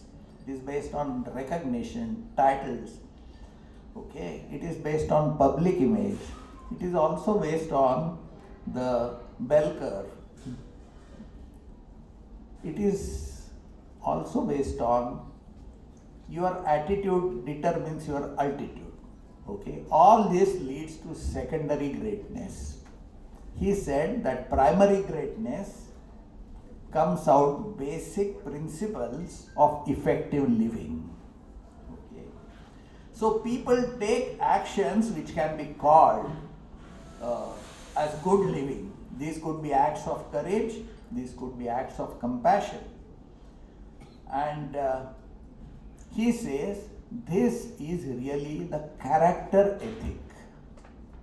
And we have to find ways of promoting character ethic among people. So, this is in a nutshell my thoughts on today's subject. Okay, and I would go to the some aspects of concluding remarks. What is it that I am carrying with me as I leave?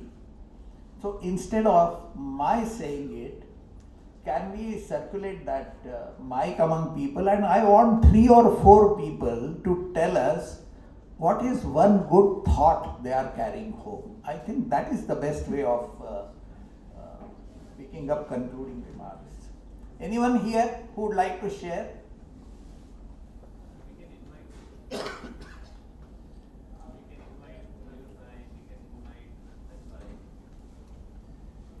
Anyone here who would like to? We can invite Tulsiben, we can invite Kanchan Bhai, we can invite Mayur Bhai to share. Yes. ये 3 बोलेंगे उतने में चौथा हम शुरू करेंगे. Yes. Sir, stand up and speak if you don't mind. Yeah. Thank you. Himanshu Bhatt, thank you for inviting, and it's such a lovely occasion to be here. So there are so many things to carry back actually. But one of the most striking thing which I would like to carry back, that I would not limit only to today's conclave actually. I think the institution building, what is happening here, and what all we talked about, that is all there. And I think that is the base that has built this South Gujarat NHRDN chapter. So I think this being human, I think it's a journey for all of us. But I think how we committed to ourselves, to the cause, and how we come together, I think that's a very striking thing which I'll carry back. And as NHRD and Ahmedabad chapter president, I think there is a lot of catching up and learning which we have. And thank you all speakers for wonderful sharing. Thank you. Thank you. Yeah.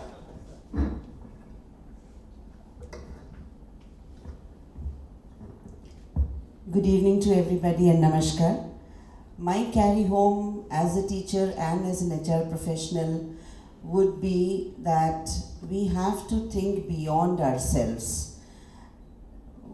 The moment we start looking at others besides us and where we emphasis on others more than ourselves, our hearts and minds work together and develop what I think is thought leadership and sensitivities towards humankind. So putting ourselves in other person's shoes is possible only when we think beyond ourselves, become selfless. So that is the first thing that we should do, that we have been gifted so much. Now let's not concentrate on myself. Let me see what I need to do for others who are more needy of anything that I can be of help. So those sensitivities and then a thought of how to make it happen are two things that I feel I carry home today, and I will try and implement as much as I can. Thank you. Thank you. Thank you. Good evening. Good evening.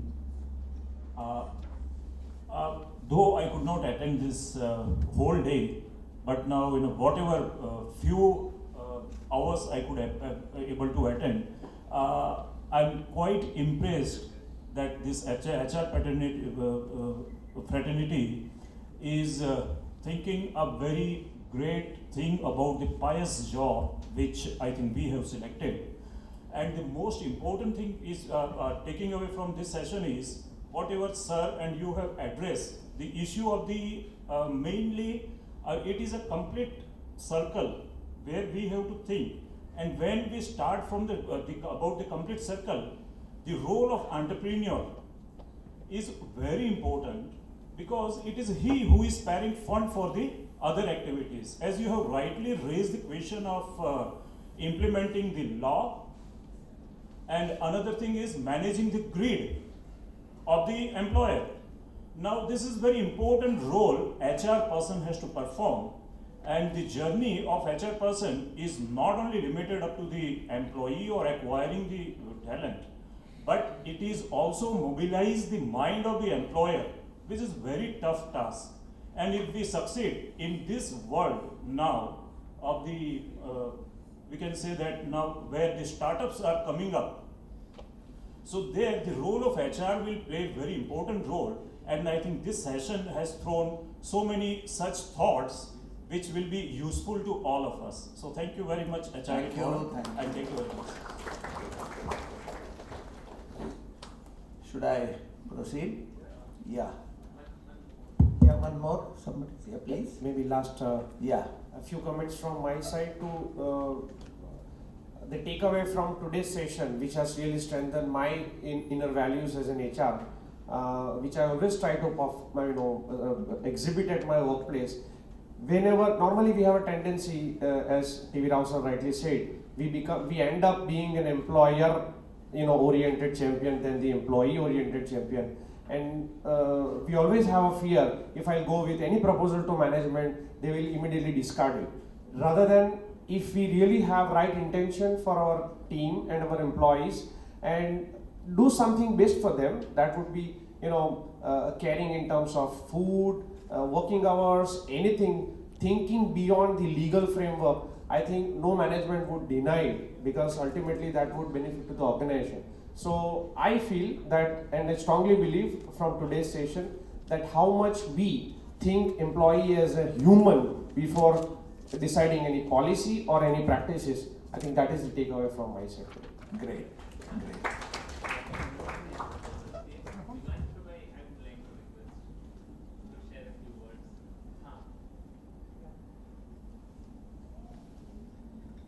Good evening, everyone.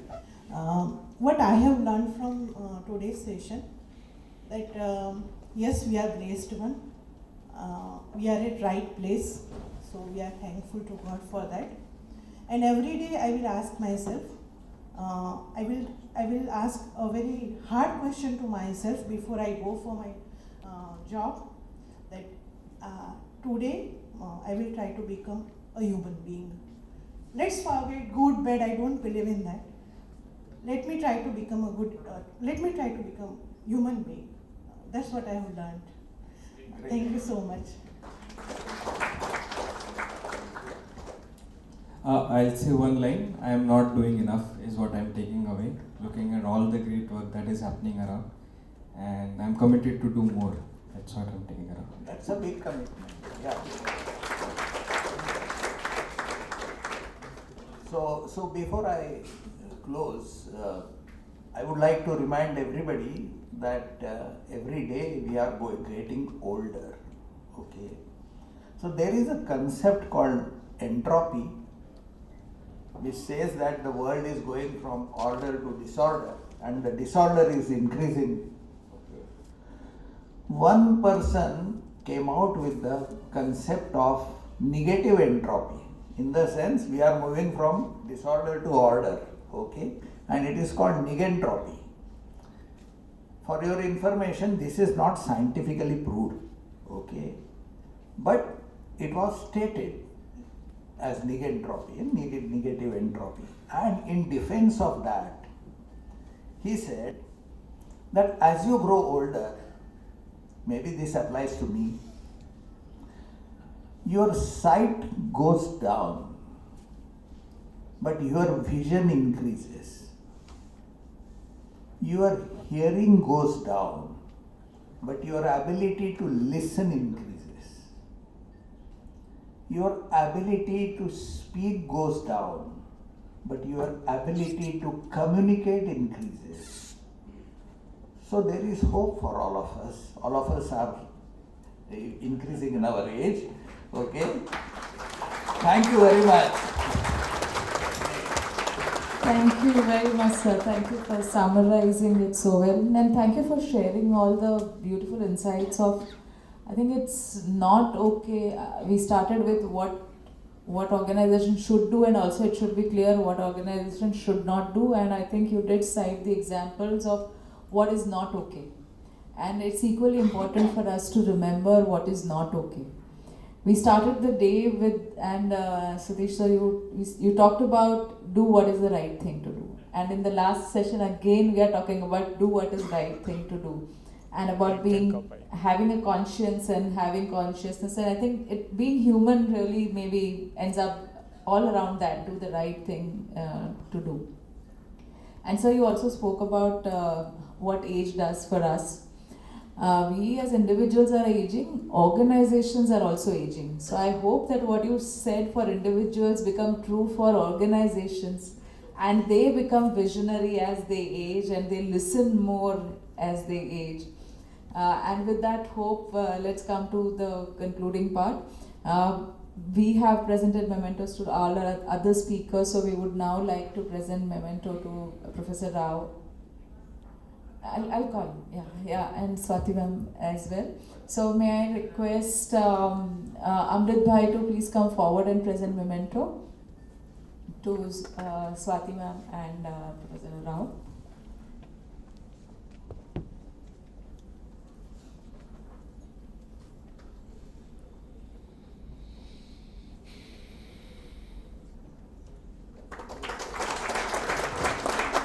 Thank you, ma'am, for taking out time for us. And to Professor T. Rao for giving us your valuable time and guidance and your presence. Your presence really encourages all of us. Thank you very much. In the opening session, Himanshu Bhatt talked about how this region has been Bhamasha and why we are able to do it. So it's important for us to acknowledge all our sponsors, and we would just like to present little something. So I'll request Patwardhan sir, being a program director, to present mementos to our sponsors. I'll invite all of them one after the other. We'll start with the VC Shah Patel Services. Nirmal Bhai Shah is likely to be here.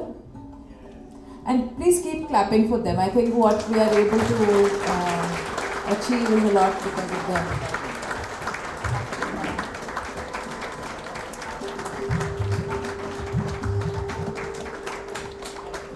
Please come forward.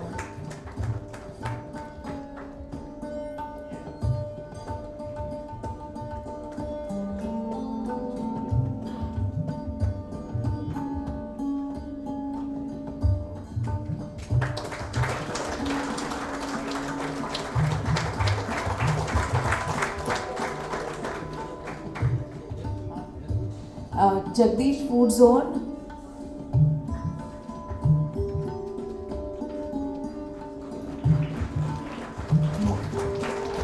Mitesh Pai from Jagdish Food Zone.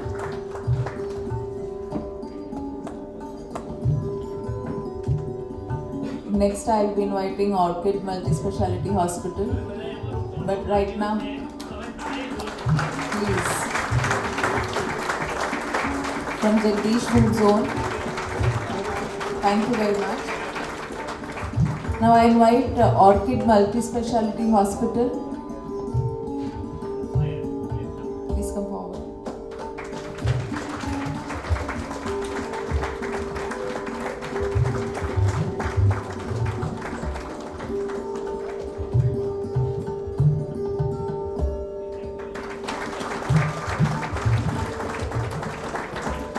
Thank you. From Colortex.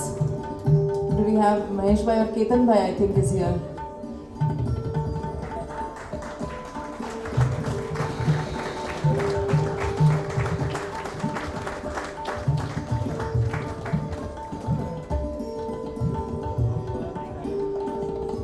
Thank you.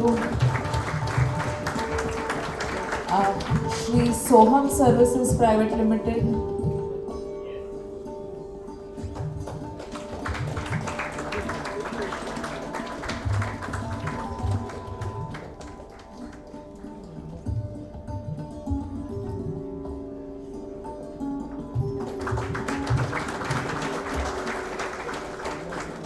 Devi Hospitality.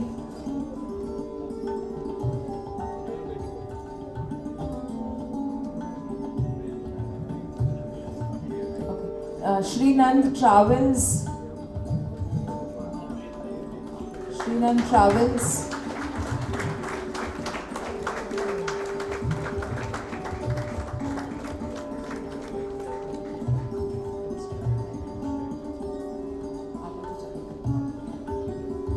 And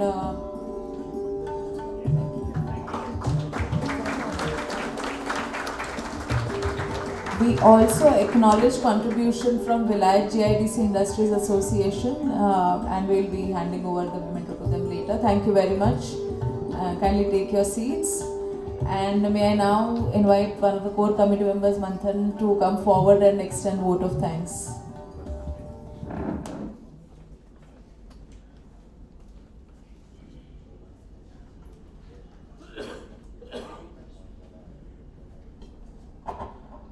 Good evening. As we are ending to the conclave, started 11 years back, 125 months, and thank you everyone for joining today. I would like to thank Shri Vivek Patwardhan sir, our conclave director, Shri Satish Pradhan sir, our keynote speaker. Thank you very much sir for such an inspiring speech. Shri B.M. Patel sir, please continue your clap. It is a vote of thanks. Ms. Nandita ma'am, Mr. Zubin Mullah, Mr. Anurag Sharma, Shri Bharat Bhai Shah, Professor T.V. Rao sir, thank you very much sir. Ms. Swati Ben Lalbhai, thank you very much for your inspirational speech. And the name I speak, I request them to please stand up.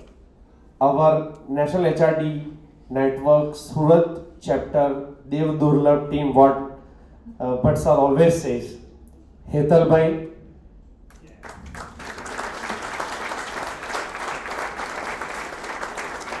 and then the seniors who started this with Bhatt sir, Kamal Nayak sir, before 11 years, Vinod Pathak sir,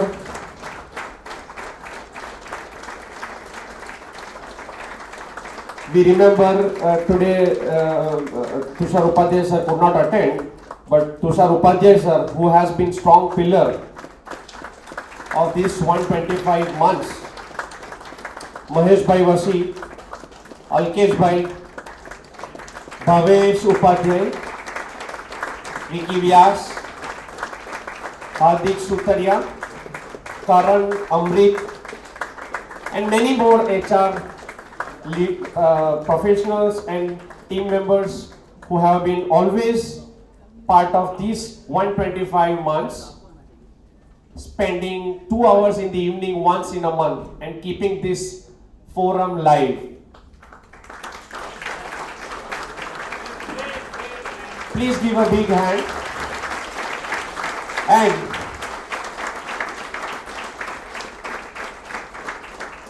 and the inspiration behind all of us, we would like to acknowledge and from the bottom of heart like to thank Himanshu Bhatt sir, who has been selfless leader, always inspiring all of us. Please give a standing ovation to Himanshu Bhatt sir. I request all the audience, please give a big hand.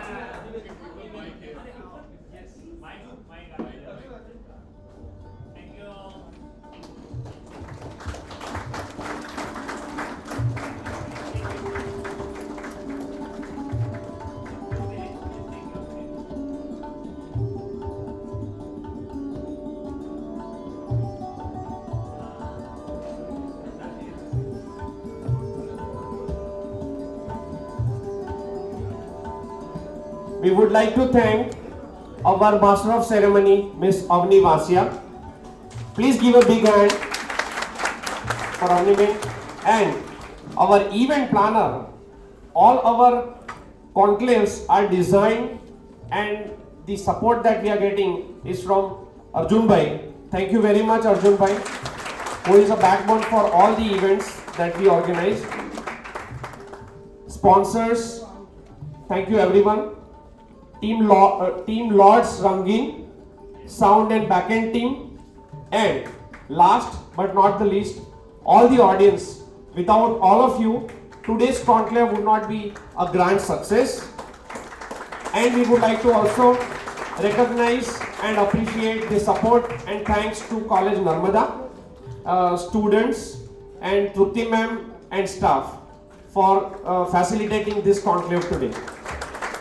If I have missed anyone, would like to thank all those. Thank you very much. Thank you. We'll close with national anthem now. So may I request everyone to please rise for national anthem.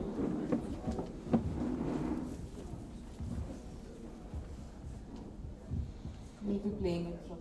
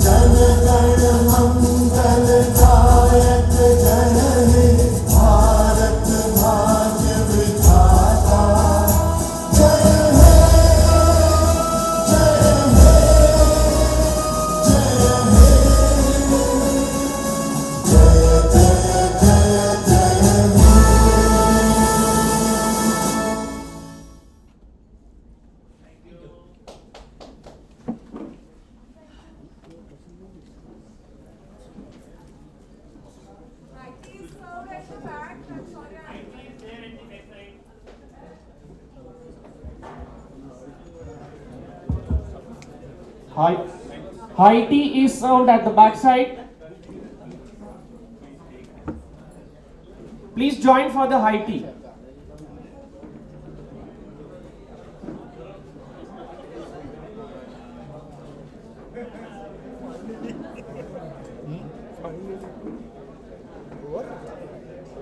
खत्म